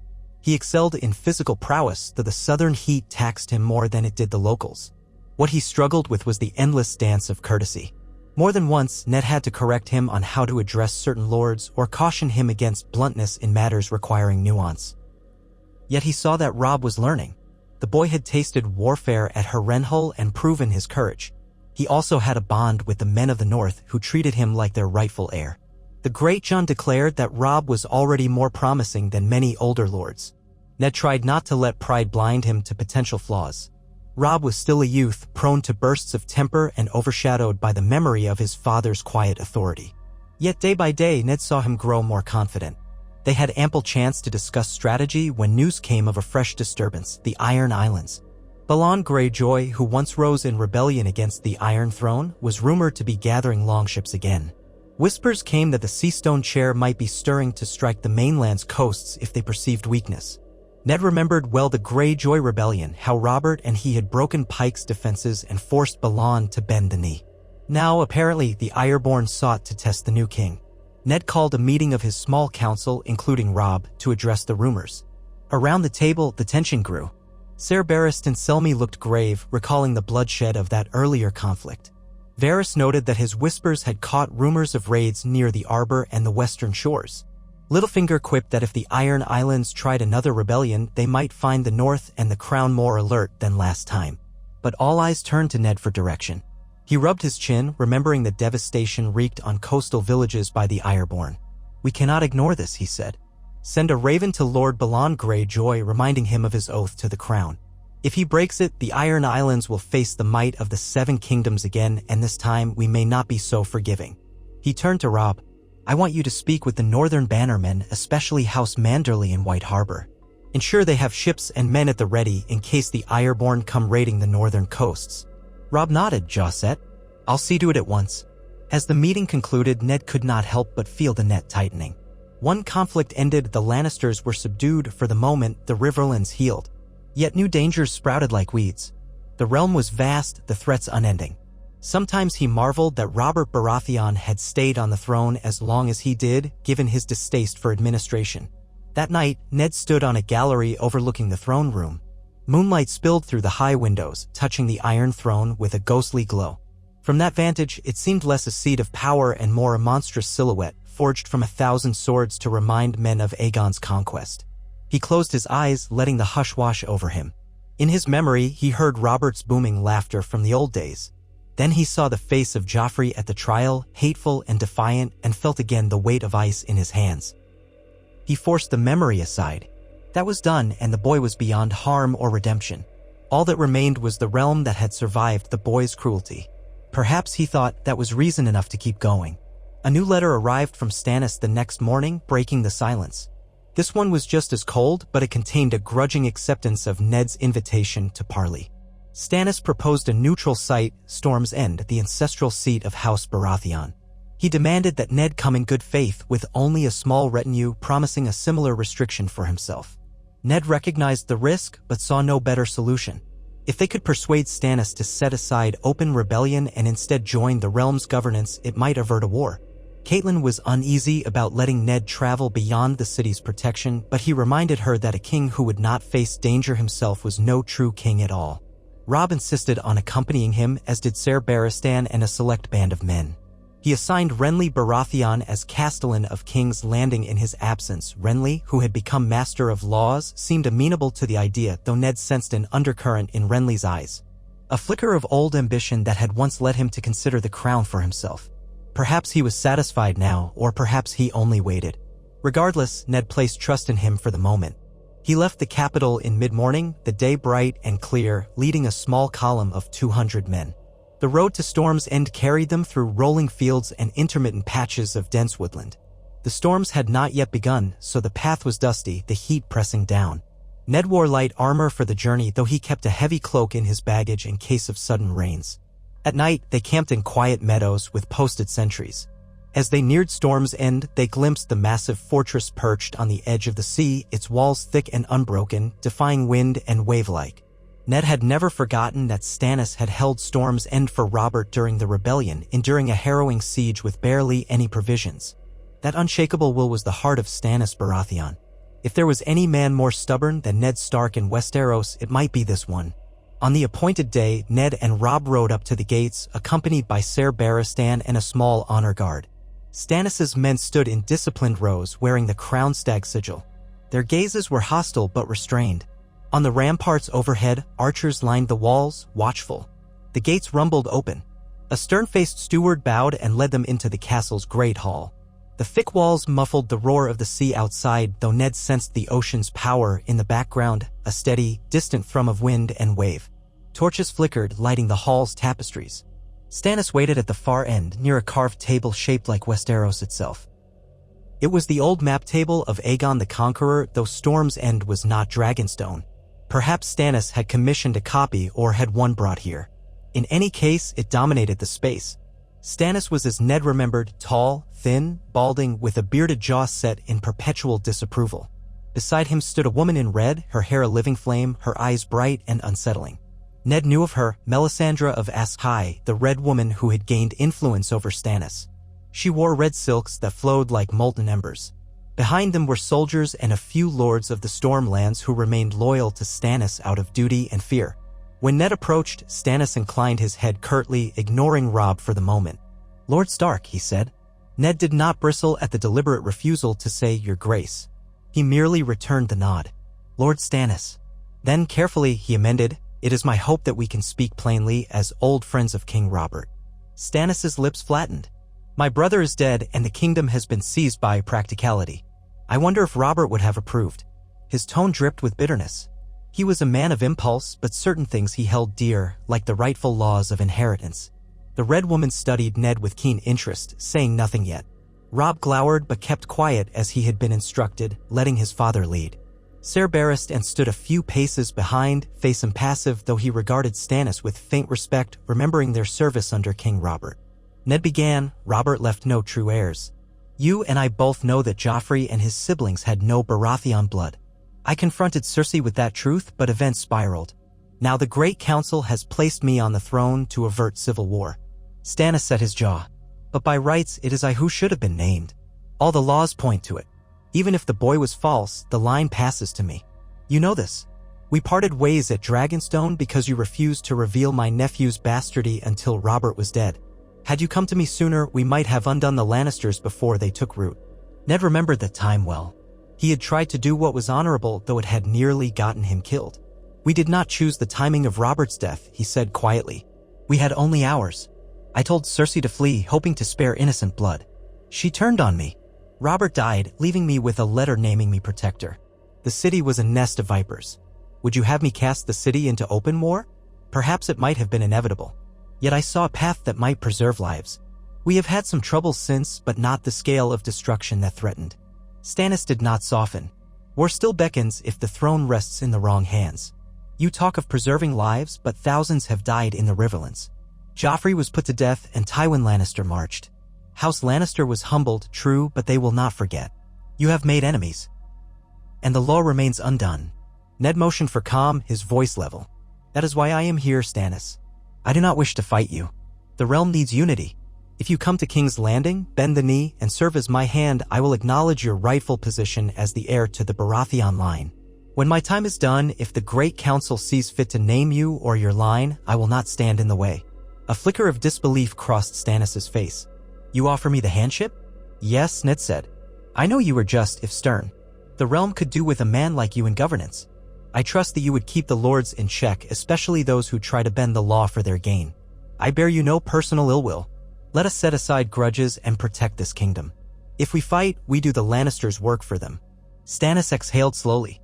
For a moment, there was a hint of something like longing in his eyes. Stannis had never been beloved by the people or by his brothers. He was a man overshadowed first by Robert's charisma, then by Renly's charm, left alone with the hardest tasks. Yet he clung to duty as fiercely as Ned did to honor. Possibly, Ned realized they were not so different. Stannis turned his gaze to the Red Woman, who looked at Ned with an unreadable expression. She spoke at last, her voice a velvety murmur. The Lord of Light shows me much, King in the North. He shows me shadows of war, a kingdom drowning in darkness. He also shows me a man of ice and snow crowned upon swords. A king who tries to deny the flames their due. The truth is revealed in lawless light. Stannis is the chosen of the Red God. He carries the righteousness within him. You would do well to heed that truth. Ned stood firm. He had heard rumors that she called Stannis Azor Ahai Reborn, or some such prophecy. He had little patience for foreign gods, but he would not insult her openly.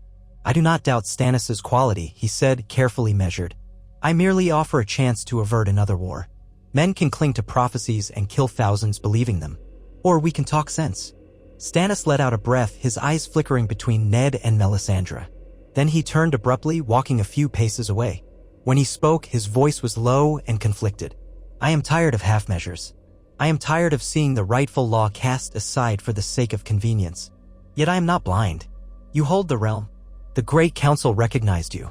If I raised my banners, I might find some allies, but many would stay loyal to you rather than risk a second civil war. We would bleed the kingdom anew, and I am not eager to see that happen. Melisandre parted her lips as though to protest, but he held up a hand. Peace, Red Woman, he said. Even the Lord of Light does not demand we hurl ourselves into hopeless conflict if there is a chance to bring the realm under one rule. He paused, then faced Ned again. But if I come to King's Landing, if I serve as your hand, I will not bend on the matter of the line of succession.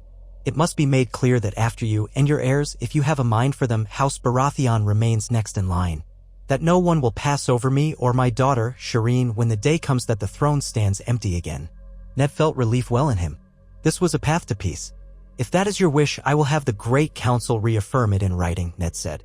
When the time comes, if there is no rightful heir from my line, the crown will pass to you or your heirs.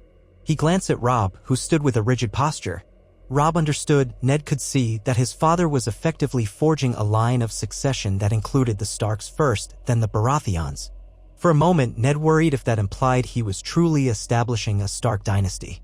He had not meant to do so originally. He had taken the throne just to prevent chaos.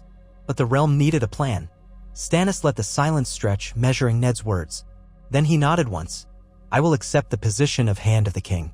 I will come to King's Landing with a portion of my men, leaving others to guard Dragonstone. I will kneel, though it chafes me. But mind this, Stark, any sign of treachery, any sign that you or your council plan to deny my rights, and I will not hesitate to claim what is mine with steel. Ned inclined his head. Then let us hope it does not come to that. Ser Barristan, bear witness that Lord Stannis and I have reached an accord. Ser Barristan's voice was steady. I witness it, your grace.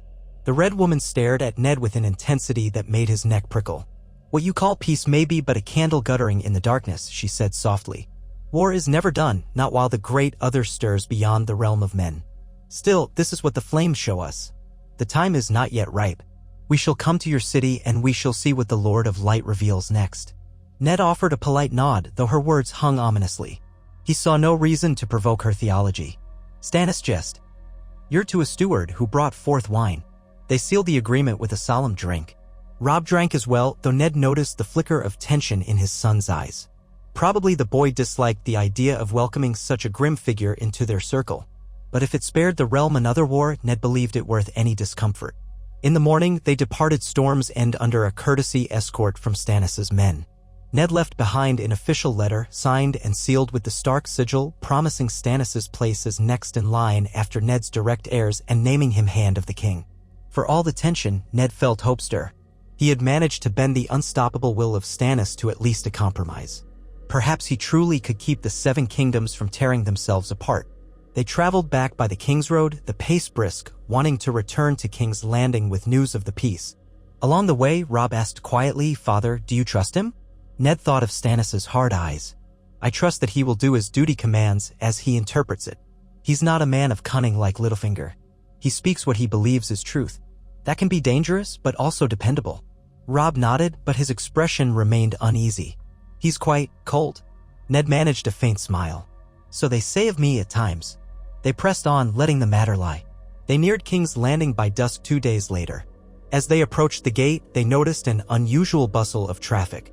A line of wagons draped with Tyrell roses was entering the city. Robb inquired of a guard, learning that the Tyrells had arrived in splendor. Mace Tyrell himself, along with his son Loras, the famed Knight of Flowers, and his daughter Margaery, rumored to be a beauty. The reason given was to pay homage to the new king and discuss alliances. Ned sighed inwardly, suspecting they came to press for an advantageous marriage or to gain more influence at court. Still, the Tyrells commanded the fertile reach, and securing their goodwill might prevent future strife. Once inside the Red Keep, Ned was greeted by Catelyn at the courtyard steps. She looked relieved and embraced him. "News spread that you went to see Stannis. I feared blood might be spilled." Ned kissed her cheek. "No blood. Stannis will come, presumably with the Red Woman at his side, and serve as my hand." Catelyn raised her brows. "A bold decision. Will he actually kneel?" "He will. He demanded certain assurances regarding succession, which I agreed to." She blew out a soft breath. "At least we have avoided war on that front. But I must tell you, the Tyrells arrived yesterday. Mace Tyrell has made it quite clear he wants an audience with you, and soon. He seems eager to, how do I put it politely, to secure a royal match." Ned grunted. "I am already married and I'm not discarding my wife." A trace of a smile curved Catelyn's lips. "He knows that, my love. But he might suggest Margaery for Robb. Or even for your younger sons when they come of age. The Tyrells think in grand strategies. They are also lavish with gifts. I've spent half the day politely accepting crates of fruits, flowers, and references to how gracious it would be for you to unite the crown with the Reach." Ned shook his head in wry amusement. "One alliance ends, another knocks on the door. Very well. I'll see them on the morrow. We must keep them friendly. Their harvest feeds half the realm." That night, after a subdued supper with his family, Ned prepared for bed. Yet once in his chamber, he found he could not sleep. The city's lights glimmered outside, torches on the walls and in the streets. Below, some of the Tyrell wagons were still being unloaded by lamplight. Ned could hear distant music drifting from within the keep, likely a reception. He pictured Mace Tyrell, florid and pompous, boasting of Highgarden's wonders while Lady Margaery played the demure maiden. He wondered if Robb would be drawn to her charms. He recalled his own father's careful negotiations for his marriage with Catelyn Tully, how that alliance had been forged out of necessity during the rebellion. Yet from necessity had grown love, or at least deep respect and warmth. Perhaps, if Margaery was of good heart, Robb could find happiness in such a match. But that was a decision for another time. He finally drifted off into a light, uneasy sleep, dreaming of storms at sea and a red sunrise cresting over green fields. Morning came, and with it an official request for an audience from Mace Tyrell. Ned summoned the small council to the throne room, intending to receive the Lord of Highgarden there. The dais felt no more welcoming than ever. He sat upon the iron throne in measured stillness, trying not to shift too much, aware that any incautious movement could draw blood. Ser Barristan stood at the foot of the dais, flanked by 2 other King's Guard. Catelyn and Robb had seats of honor to one side. Opposite them stood Littlefinger, Varys, Renly Baratheon, and Pycelle. The herald announced the visitors with a flourish, his voice echoing in the vaulted space. Lord Mace Tyrell, Defender of the Marches, High Marshal of the Reach, Warden of the South, and his children, Sir Loras Tyrell and Lady Marjorie Tyrell. They entered in grand style. Mace Tyrell was a broad-shouldered man with a ruddy complexion, wearing green and gold, a cloth of gold cape embroidered with roses. His son Loras was a vision of knightly beauty, slender, graceful, clad in a tunic of green velvet, his hair shining. Lady Marjorie walked with poised grace, dressed in a green gown with golden threads forming a pattern of vines and blossoms. She had large brown eyes and a soft smile that lit her face. The courtiers murmured in admiration as she passed. Marjorie curtsied deeply before the throne, and Loras and Mace bowed low. Ned inclined his head. Lord Tyrell, Sir Loras, Lady Marjorie. You are welcome in King's Landing. I trust you have found suitable accommodations. Mace Tyrell beamed. Your Grace, we have been treated most splendidly. The Red Keep is as grand as ever, though not half as lovely as my dear daughter here. We come to reaffirm our fealty to the crown and to express our admiration for the Wolf King who has brought a measure of peace to these troubled lands. His tone was jocular, but beneath it Ned sensed the practiced flattery of a man who wanted something. Ned kept his expression neutral. I thank you for your kind words. The Reach's bounty is vital to the realm, and it pleases me that we are at peace. How might we strengthen our bonds further? Loras Tyrell stepped forward with a respectful bow. Your Grace, I have fought in tournaments under the Baratheon banner and once under your friend King Robert. It would honor me to ride for you as well if the occasion arises. I offer my sword in service. Should you hold a tourney, I would gladly compete in your name. Ned gave a polite nod. Tournaments were not high on his priority list, but he recognized they served as a means of uniting the realm. He glanced at Mace Tyrell. I will consider hosting a tourney in the near future as a celebration of the realm's newfound unity. Mace Tyrell's face brightened even more. That would be most delightful, Your Grace. Highgarden's knights would come in force to compete, to feast, and to pay homage. And if I may be so bold, such events often lead to discussions of alliances. His gaze flickered toward Robb. It has not escaped me that your noble son stands on the cusp of manhood. Robb's cheeks colored slightly, but he remained outwardly composed. Ned felt the unspoken question swirl in the air. He would not be cornered in public. Indeed, my son Robb is near manhood. I appreciate your interest, my lord. Perhaps we should speak privately about such matters. For now, let us simply rejoice that the Tyrells and the crown are in accord. Mace Tyrell bowed. As you wish, Your Grace. He reached out to take Marjorie's hand, guiding her forward. May I at least present my daughter? She has heard much of the North's honor and your son's bravery. I would be remiss if I did not let them make each other's acquaintance. Ned studied Marjorie's face. She was indeed lovely, but there was a keen intelligence in her eyes that reminded him of someone well-versed in courtly politics. She curtsied again. Your Grace, she said. It is a pleasure to be here. My father speaks truly. I have long admired the North's storied virtue. I hope to learn more from your son if he would be so kind. Robb, standing near the dais, managed a polite bow. I would be happy to tell you of Winterfell, my lady. Though I warn you, it is much colder and plainer than the splendors of Highgarden. She smiled, a warm, almost teasing smile. Sometimes plain honesty is a welcome relief from too much splendor, my prince. Ned made a mental note of how she called Robb my prince.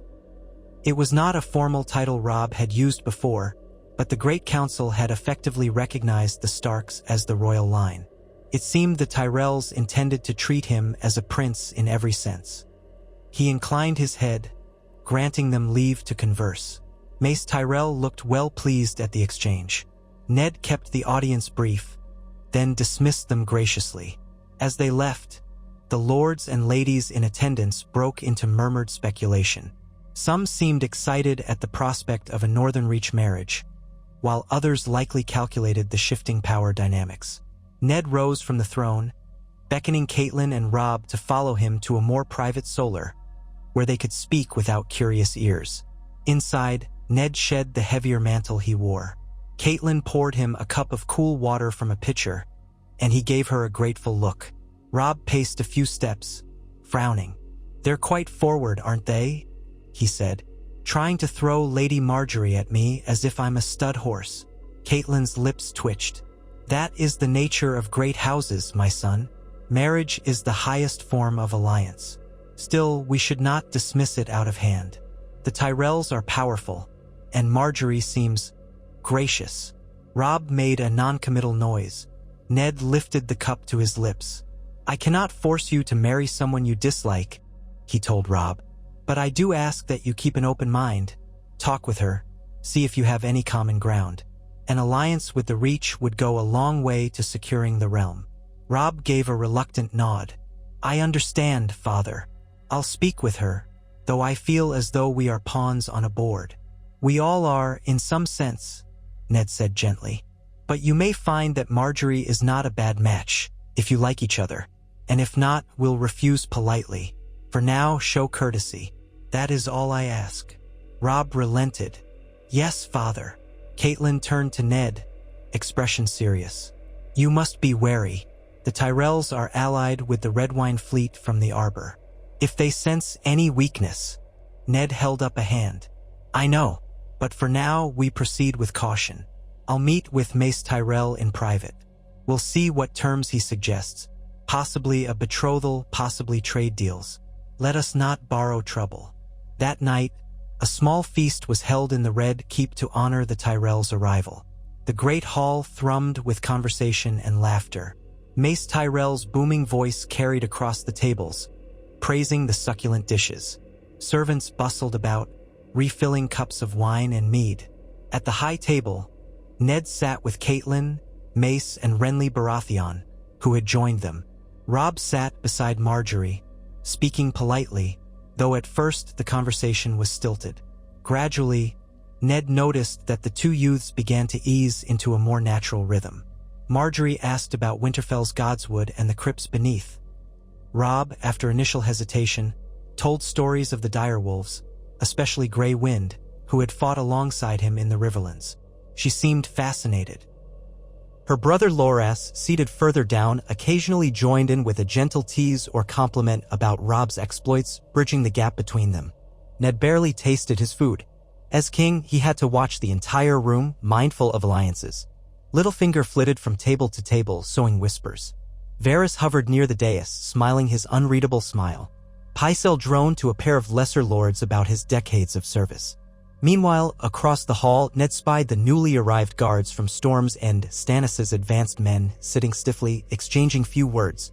The Red Woman, Melisandre, had not yet arrived. Perhaps she remained with Stannis, who would come later. Ned was glad not to host that uncomfortable presence at the feast. He also noted that the Lannister seats remained conspicuously empty.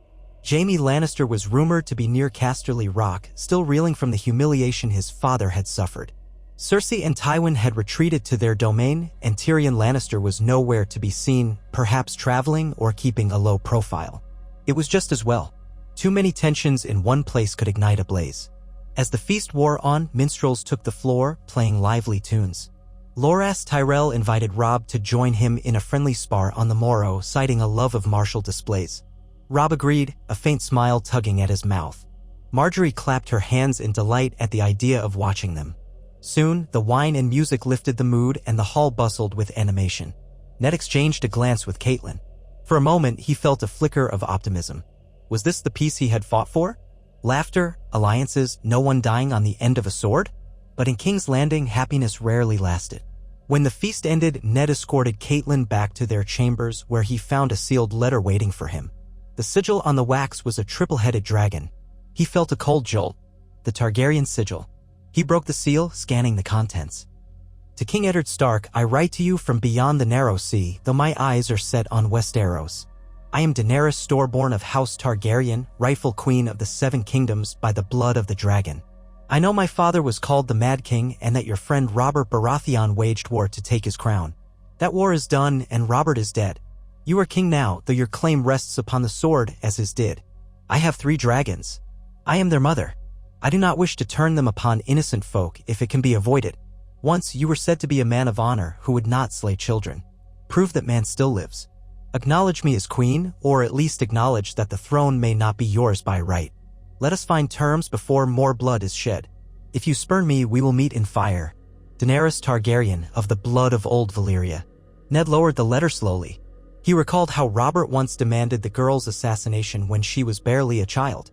Ned had refused. Now that child was a woman, rumored to have hatched dragons. The realm whispered that 3 dragons soared across the skies in Essos. Varys had confirmed sightings in far-flung cities, though many still treated them as myth. But if even half the rumors were true, Daenerys Targaryen had gained a power unseen in Westeros for over a century. Catelyn frowned, reading the lines over his shoulder. She claims the rightful throne. Will she sail west with a horde of Dothraki, or an army purchased from the free cities? Ned exhaled. She might. If she truly has dragons, that changes everything. The Targaryens conquered the continent once with fire. It could happen again. And what do you plan to do? Catelyn asked quietly. You remember how Robert hated her bloodline? Ned's voice was soft. I remember. He wanted her dead, and I could not countenance that murder. Now she offers a chance to parley. Or perhaps an ultimatum. I should at least listen. I have no desire to kill her, especially not after I have tried so hard to avoid war. But can I trust her intentions? Catelyn touched his arm. If she does come with dragons, the realm might burn unless we find some accord. But if you acknowledge her as queen, you undermine your own crown. He nodded heavily. I cannot simply yield the throne to her. The Great Council named me. My vow is to protect these lands. Perhaps I might offer a compromise. If she is truly alone aside from her dragons, she may need allies. They spoke late into the night. The situation was delicate. Ned would not condone the murder of Daenerys, but he also could not allow her to sweep in and claim the realm uncontested. If her father had not been mad, perhaps House Targaryen would still sit the throne, but that was a moot point now. The best solution might be to invite her to negotiations to see if a union or an alliance was even possible. But that carried grave risks.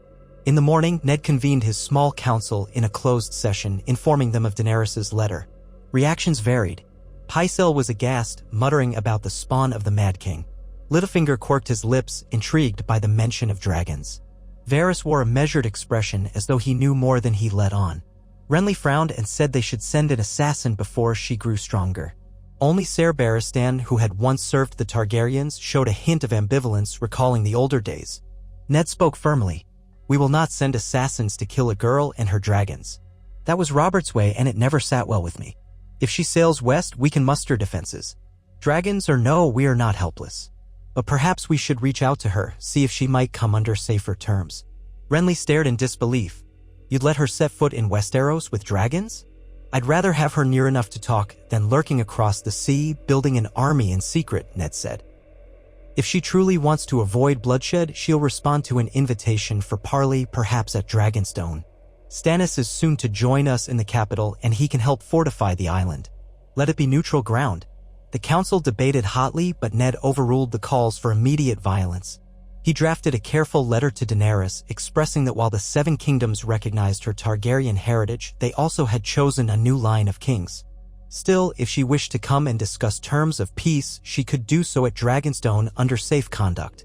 He sealed it and entrusted it to a reliable courier who would sail with haste, hoping the letter reached her in Essos or wherever she might be. The next weeks blurred into a pattern of political maneuvering. Stannis arrived in King's Landing with a solemn ceremony. He knelt before Ned in the throne room, though he did so with a stiff back and a set jaw as though swallowing nails. Ned named him Hand of the King, draping him with the golden chain of office, and the onlookers cheered half-heartedly. Then came the Red Woman, Melisandre, gliding into the court in a swirl of red silks. Her presence unsettled many. Whispers spread that she burned statues of the Seven, that she worshipped a foreign god who demanded sacrifices. Ned tolerated her but made it clear that the faith of the Seven and the worship of the old gods were still the realm's official faiths. Melisandre only smiled in that secretive way. With Stannis' hand, the small council took on a sharper tone. Stannis clashed with Littlefinger almost immediately, demanding a full audit of the treasury and refusing to accept Baelish's glib reassurances. Ned let them argue, stepping in only to moderate. Behind closed doors, Ned told Stannis, I share your concerns about the coin. I've tried to root out corruption. But remember, we need men like Littlefinger to keep the city's finances afloat, at least until we find someone better. Stannis scowled. He is a snake. I'll see him removed if he so much as blinks wrong. Ned sighed. One problem at a time.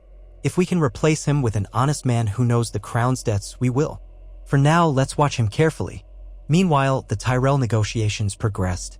Mace Tyrell seemed eager to press for a betrothal between Robb and Margaery. Ned found the idea had merit, uniting the North and the Reach would strengthen stability, but he would not force Robb into anything. Over weeks of dinners and hunts, Robb and Margaery grew more comfortable with each other. She showed genuine curiosity about the North, its customs, and the old gods. Robb was smitten, or at least quite taken by her grace and cleverness. Sansa, who watched them with some envy, remarked that Margaery was everything a southern lady ought to be. Arya rolled her eyes at that, preferring to train with Syrio. One evening, Robb came to Ned's study, face earnest. "Father, I think I could be happy with Margaery.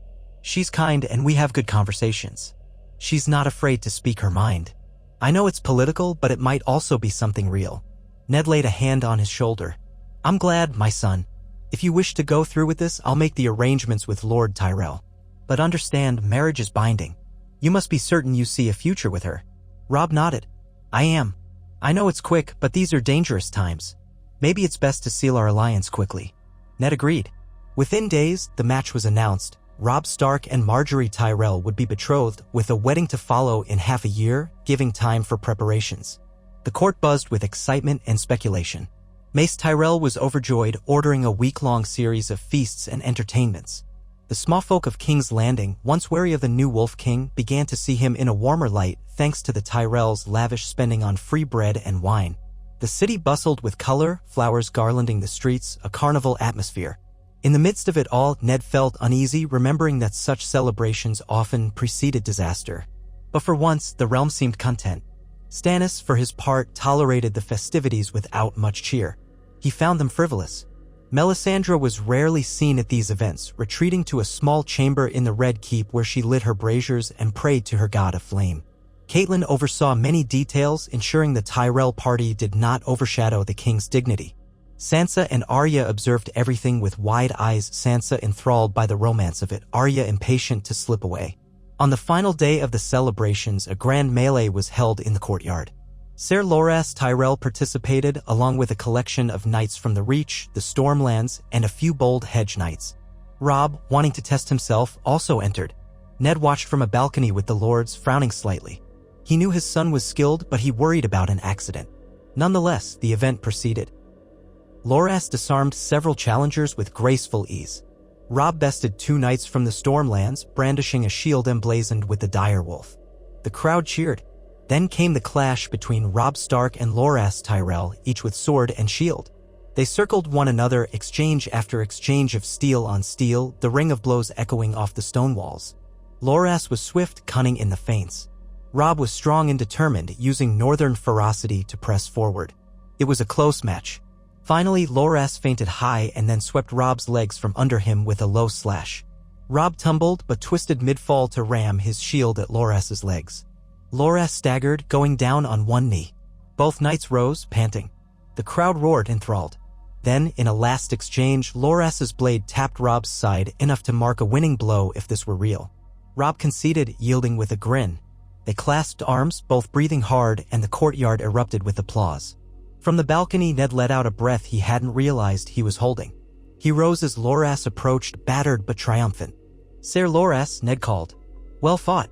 Loras bowed, wincing from bruises. "My thanks, your grace. Your son is a worthy opponent." Robb came forward as well, removing his helm. His hair was damp with sweat, but his eyes shone. Ned saw the flicker of admiration the 2 young men shared. They might become friends, bridging the alliance between Stark and Tyrell. It was more than Ned had hoped. He felt a swell of paternal pride seeing Robb's growth, his acceptance of both victory and defeat with grace. Such calm seldom endures long in the Game of Thrones. On the eve of the melee's triumphant close, a messenger arrived at the gates, half dead from exhaustion. The guards rushed him to the Red Keep, where he collapsed before the king's retinue, gasping out dire tidings from the west.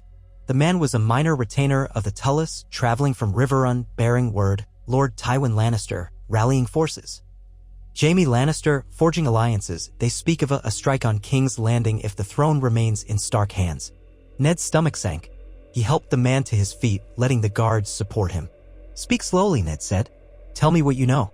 Is Lord Tywin preparing to march again?" The messenger gulped water. "Lord Hoster Tully's scouts say that thousands of Lannister troops gather near the Golden Tooth. Jaime Lannister commands them. They have fresh mercenaries from Essos, sells words, possibly. Lord Tywin is spurring them on, but he remains at Casterly Rock. My lords, they say the Lannisters intend to take the city by force if you do not renounce your claim. They claim the Targaryen girls' threat is looming, that House Lannister wants a stable realm under their guidance." I only know the rumors. The banners of the lion gather quickly. House Tully is mustering as well. A hush fell. Catelyn exchanged a worried glance with Ned. Tywin Lannister had vowed fealty, but that vow had clearly cracked. Perhaps the humiliation at Harrenhal burned too brightly. Perhaps the Lannisters sensed an opportunity while Ned was distracted by the Tyrell festivities. If the Lannisters marched in full, it would be another war, one that might call Tyrell's support into question if Mace Tyrell still cherished old alliances with the West. Ned felt the weight pressing down anew. Summon the small council, he commanded. We'll need to raise our own forces. Send word to Riverrun that we stand with them. The Crown will not allow another incursion into the Riverlands. The messenger nodded weakly, relief flooding him at having delivered his news. He was taken to rest and recover. Ned turned to Catelyn, face grim. We must be swift. Tywin might assume we're too entangled with Stannis and the Targaryen threat, but I will not let the West run rampant again. She set her jaw, steel glinting in her eyes. Nor will I. My father and brother will hold Riverrun. If we march quickly, we can crush the Lannister host before it threatens the Trident. But how many times must the realm be threatened by the same unstoppable pride, Ned wondered. His dream of a lasting peace frayed. The Lannisters could not stomach defeat. Another war would tear the fragile alliances apart. He thought of Marjorie and Robb, newly betrothed. Would she remain at his side if her father wavered between the Crown and House Lannister? The Tyrells had no love for the Lions, but there were old ties, and House Tyrell would always choose the winning side. If the Lannisters seemed unstoppable, who could say what Mace would do? Stannis' newly appointed hand arrived soon after the messenger to gather details. His mouth twisted in disgust when he heard. Lannisters again. I suppose your mercy at Harrenhal did not stamp out their ambitions. You see, Stark? Had we dealt with Tywin more severely, we might not face this now. Ned's tone was curt. I will not apologize for sparing lives. If Tywin means to break his oath, we will face him on the field. Stannis, draw up war plans. Summon the loyal lords. Let us see if the Lannisters truly intend to cross the Red Fork or if this is mere saber-rattling. That night, Ned paced for hours in the solar, gazing out over the dark city. King's Landing glimmered with thousands of torches and candles, oblivious to the looming threat. War was a monstrous thing, and the city had endured enough. But if Tywin forced his hand, Ned would not yield. He had hammered out peace once, but some men refused to live without conflict. He remembered Tywin's face at Harrenhal, the cold fury behind those pale green eyes. Perhaps the lion had only lain quiet, licking his wounds, waiting for a moment to pounce. Ned resolved that this time, if war came, he would see it ended so decisively that no further sparks could kindle. In the days that followed, ravens flew to every corner of the kingdom. The North, the Riverlands, the Vale, the Reach, the Stormlands, and Dorne. Ned called upon each region to reaffirm their loyalty to the Crown, warning them of the Lannister threat. One by one, replies came in. The Vale, under Lisa Arryn's uncertain leadership, remained frustratingly aloof, claiming a desire to keep the Vale out of further conflict. The Riverlands promised full cooperation, rallying under Edmure Tully. The North answered with steely determination. Men were mustering under Roose Bolton and the Great John again, ready to march if the Crown required. The Stormlands, commanded by Stannis, had men en route to King's Landing to bolster the capital's defenses. The Reach was the biggest question, but Mace Tyrell, heavily invested in the betrothal to Robb, sent a flowery letter pledging loyalty. Ned prayed Mace would not change his mind if the West threatened. Dorne was silent at first, but after a fortnight, a letter arrived from Prince Dor and Martell indicating that Dorne would remain neutral unless attacked. Typical of the Martells, cautious and reluctant to entangle themselves. Soon, Ned's war council had a plan. If Tywin or Jaime attempted to cross the Riverlands, the Tullus and a portion of the Crown's host would meet them near the Golden Tooth or the Red Fork. The remainder, under Ned himself, would remain near King's Landing to guard against any surprise flanking maneuver or an attempt to storm the capital directly. Stannis hammered out the details, speaking with crisp authority. Littlefinger was tasked with securing funds to pay the soldiers. Varys kept an ear to rumors of Sel's-Word's landing in the West. Melisandre presided at the war table from time to time, casting Stannis sidelong glances as though he were her chosen champion. Ned found it unnerving but ignored her ominous remarks about the darkness to come. In the midst of these preparations, another raven arrived from across the sea, responding to Ned's letter to Daenerys Targaryen. She wrote that she would come to Dragonstone if he guaranteed her safety with hostages or surety. Ned weighed how best to respond.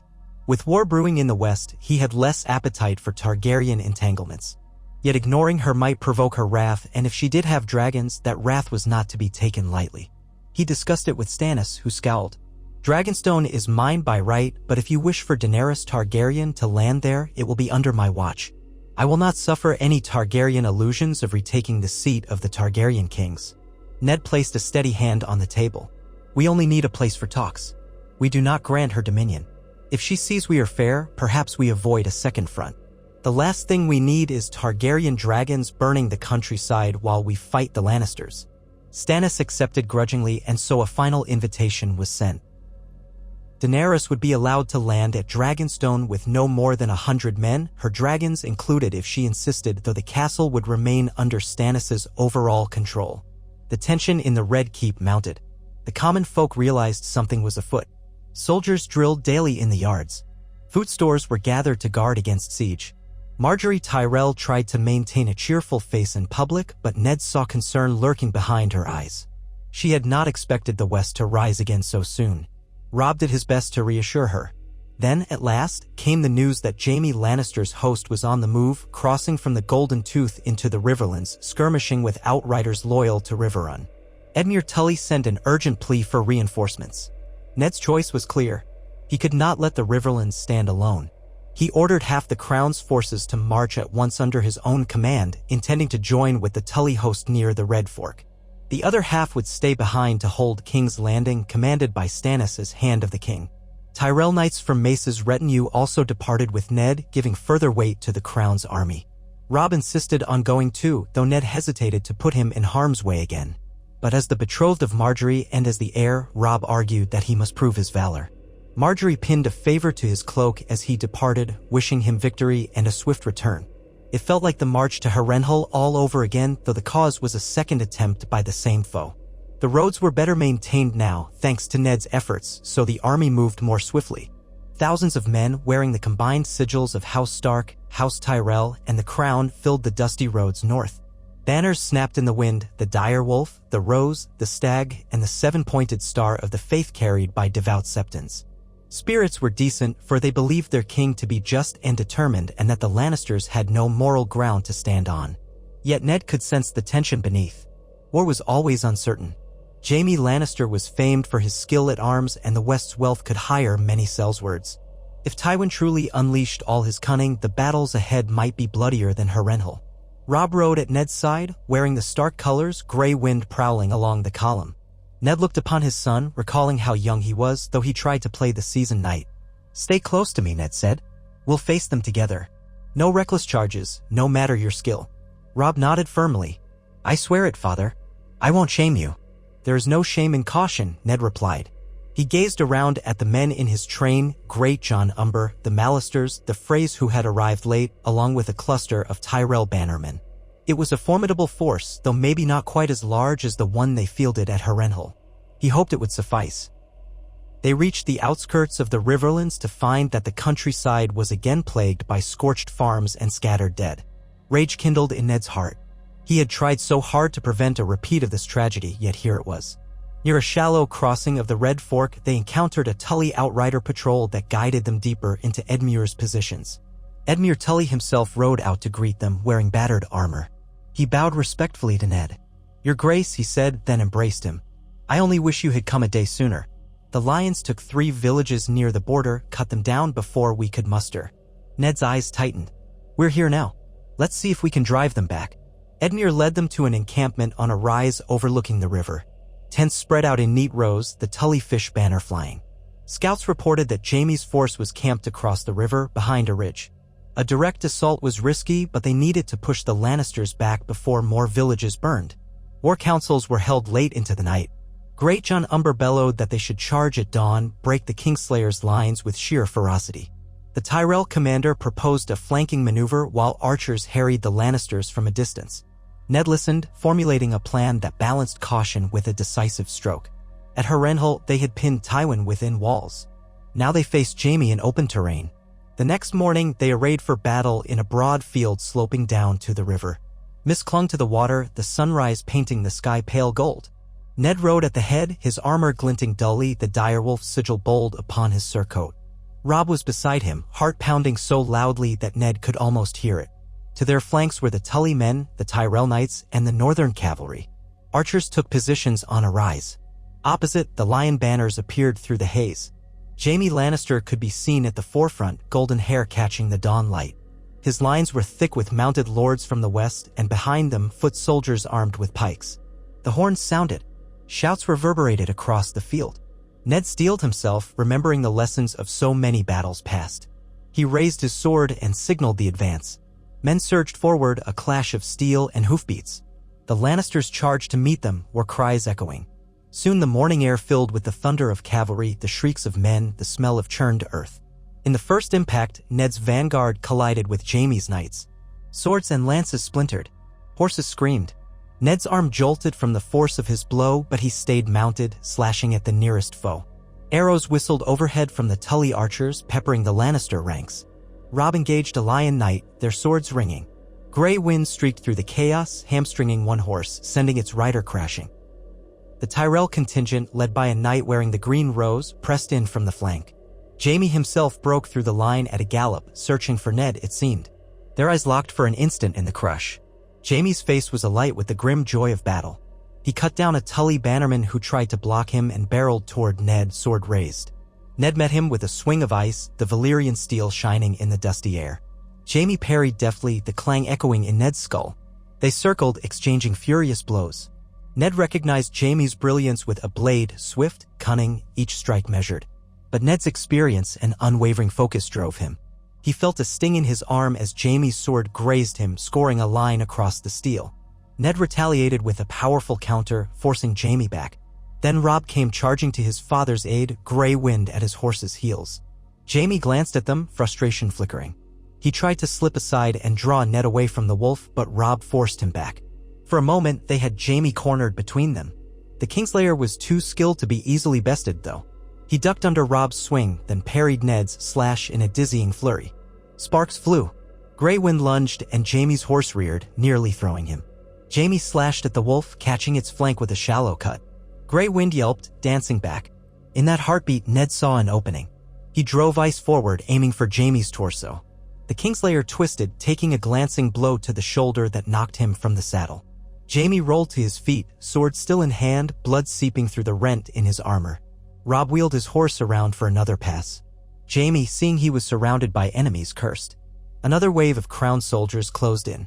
Suddenly, a horn blast sounded from the Lannister lines. They began to pull back, presumably under orders to avoid being encircled.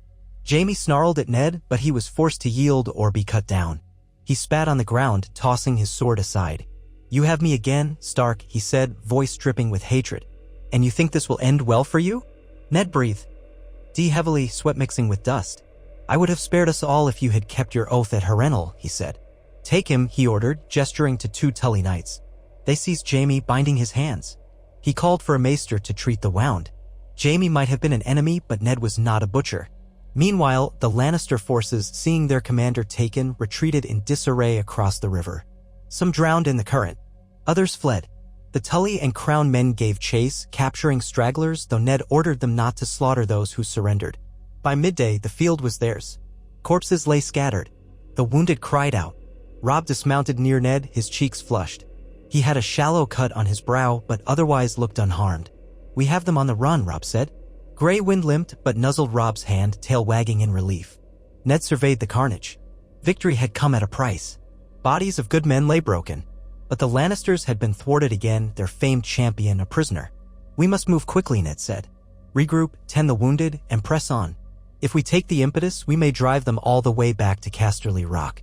Let us end this threat once and for all." Edmure Tully agreed, though urging caution. "We'll need to secure supply lines. The Lannisters might rally again." Ned nodded. "We'll proceed in stages. For now, the day is ours." That evening, as the camp settled, Ned looked in on Jaime Lannister, who was confined to a sturdy command tent under guard. Jaime's arm was bandaged. He reclined on a makeshift cot, face taut with pain, but still wearing that faint smirk. "You want me to beg?" he asked when Ned entered. "No," Ned said quietly. "I want your family to stop plunging the realm into chaos." Jaime laughed bitterly. "My father answers to no one, not even me. You think capturing me will prevent him from continuing his war? I might be his golden son, but if he sees advantage in sacrificing me, he will do it. You know that, don't you?" Ned's eyes narrowed. Tywin might indeed decide Jaime was expendable if it served his grander design, but Ned would not sink to using hostages as bargaining chips for slaughter. Then I will see justice done, Ned said, and I will not stoop to your father's methods. Sleep, King Lear. Perhaps tomorrow you'll see reason. Jaime snorted, wincing at the pain in his shoulder. Reason? From a Stark? I suppose I'll see you in my nightmares. Ned left him to stew, feeling no triumph. War was a grim necessity. The only satisfaction was that fewer innocents would die if the Lannisters retreated. Robb found Ned after the war council that night, exhaustion etched on his face. Father, what now? Do we push into the west or fortify here? Ned clapped a hand on his shoulder. We'll move carefully, but yes, we push. If we let them regroup, this madness continues. We'll secure each strong point until Tywin is forced to retreat. Robb nodded. Then he asked in a quieter tone, Father, are we sure we're doing the right thing? It feels as though we'll never have peace with the Lannisters. Ned's voice was gentle. I've wondered the same, but we cannot let them run rampant. If they yield, I'll accept it, but they must stand down. That's the only way we'll ever know peace. The next weeks were a campaign across the Riverlands into the edges of the Westerlands. Skirmishes flared, but lacking Jaime's leadership, the Lannisters fell back. Word reached the camp that Tywin himself had holed up in Casterly Rock, mustering defenses, but showing no sign of marching out. Some suggested he might be waiting for reinforcements from across the sea. Rumors of Sellsword companies. Others said he was in failing health after the humiliation at Harrenhal. Ned advanced methodically, capturing minor Lannister holdfasts, never allowing his men to pillage. He had no quarrel with small folk. In many villages, they found the folk half-starved, forced into raising arms by Lannister threats. Ned accepted surrenders, offering them bread and safe passage. Tales of his mercy spread. Some of the lesser Lannister bannermen began to defect rather than face him in battle. By the time the Crown's host reached the outskirts of Lannisport, the city beneath Casterly Rock, a hush had fallen. Lannisport's gates were barred. The gold lion banners flew over the walls. Ned camped his men in a wide perimeter, cutting off supply routes. He would not storm the city lightly. Too many lives would be lost. Instead, he prepared for a siege. War machines were built, and supplies were gathered. Robb's face was grim as he oversaw the fortifications. Edmure Tully, by then sporting a bandaged leg from a skirmish, directed the Riverland men. The Tyrell Knights drew up in readiness, though they grumbled at the thought of a protracted siege. Weeks passed. Letters went back and forth with the city, demanding that Tywin surrender. No reply came. Some said Tywin was inside the rock plotting. Others insisted he had already fled by ship. Tension soared. Ned worried about King's Landing, about Stannis' control, about Daenerys' approach to Dragonstone. He had no easy way to confirm how matters stood there, aside from ravens that arrived sporadically. One such raven brought news that Daenerys Targaryen had landed at Dragonstone with her dragons, but everything was calm for the moment, as she was in negotiations with Stannis. A second missive said the Ironborn might be stirring again, spurred on by the realm's distraction.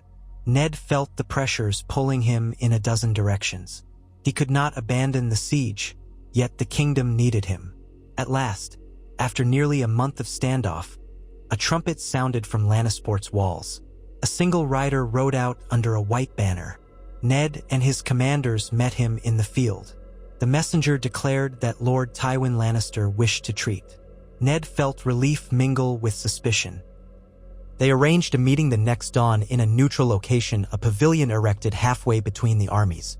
Ned arrived with a guard of 20 men, including Robb, Edmure Tully, and a Tyrell Knight. They waited in the pavilion's hush.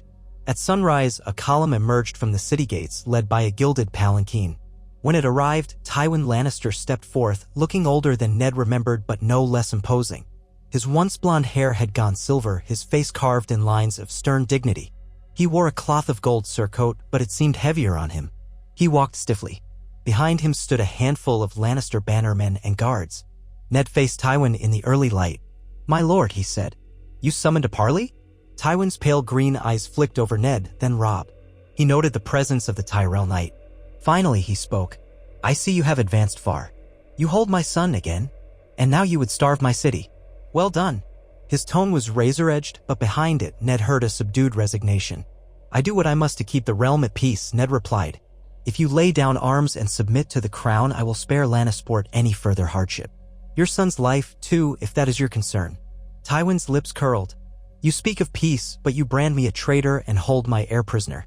You carve up my lands like a butcher. My house has stood for centuries, forging the wealth of the realm. Do you think you can push us aside so easily? Ned's eyes hardened. This war is your doing. I gave you fair terms at Harrenhal, but you marched again. You burned villages, slaughtered innocents. I will not suffer that. If you yield now, House Lannister will retain Casterly Rock, but you must pay reparations to the Riverlands again. And you must renew your oath of fealty, this time with binding conditions. No more outrages. Tywin's gaze flickered with suppressed fury. And what if I refuse? Robb spoke before Ned could reply, his young voice cutting in. Then the city will starve until it surrenders. We'll break your gates if needed. Enough blood has been shed, but we won't let you keep murdering our people. Tywin glowered at Robb. Perhaps seeing the boy's determination stirred some shred of pragmatic sense. He turned to Ned with a slow exhale. My resources are vast, but your alliances are strong. I have no desire to see my grandson Tommen or granddaughter Myrcella undone by famine or conquest. Very well. Name your terms, Stark. Let us end this farce. They hammered out the conditions in that dawn hour. Lannisport would open its gates, the Crown's forces would occupy it peacefully. House Lannister would bend the knee, reaffirming Ned as king. Tywin would pay a heavy fine to the Tullus, supply restitution to the smallfolk, and disband any Sellswords under his hire. Jaime Lannister would remain in captivity until Tywin met all obligations, after which he could be ransomed back. Ned wrote it all in a formal treaty, sealing it with wax. Tywin added his seal, though the action looked as though it cost him dear. Ned felt no triumph, only a weary sense of closure. Another thread ended for now. He could already foresee Tywin biding his time, looking for another moment of vengeance. But for the present, House Lannister was subdued. No more armies would march from the west. A strange hush settled over the camp as word spread that Tywin had yielded. Soldiers relaxed, anticipating a return home. Ned gazed westward toward the sea. Another challenge awaited with Daenerys Targaryen. Another puzzle to solve. At least he could leave the Westerlands soon, perhaps ride back to King's Landing and see how Stannis fared. He suspected new storms would gather. The letter from Daenerys spoke of dragons and a desire for some form of recognition. And the Ironborn, always restless, might yet cause havoc. Even so, Ned allowed himself a moment to breathe. The Lannisters had bowed. The realm was at relative peace once more, assuming Stannis' negotiations with Daenerys had not set King's Landing aflame.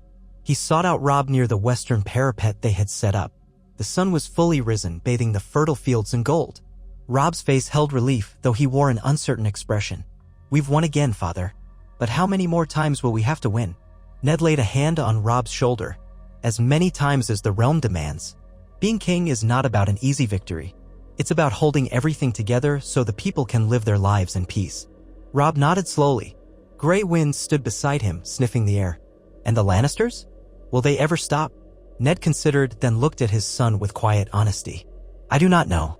But we do what we must. The realm is safer today than it was yesterday, and that is worth something. Robb gave a small, resolute smile. Then let's keep going, father. Let's see this through. Ned squeezed his shoulder. We will, together. He turned to watch the horizon, thinking of what challenges awaited beyond. The Targaryen dragons, the uncertainties of the Iron Islands, the fragile alliances that could fracture if a single rumor or betrayal emerged.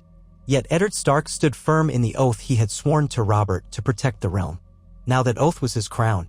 He would bear it as long as he drew breath, forging a path of honor in a land where honor often went to die. And so the Wolf King pressed on, guided by hope that the old gods might smile upon a kingdom struggling toward a peace that always threatened to slip away.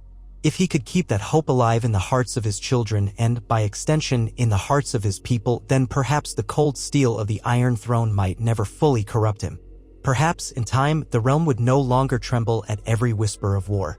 Perhaps. He gazed at the rolling hills, and in the rustle of the wind through the grass, he fancied he heard the quiet voice of the north, reminding him that winter would come as it always did. But until then, he would rule with the best virtues he possessed, no matter who challenged him, lion, dragon, kraken, or any other sigil under the sun. Thus did King Eddard Stark's reign continue, a tapestry of trials and triumphs woven with the thread of mercy, the steel of resolve, and the unbroken promise to place the realm's well-being above all else.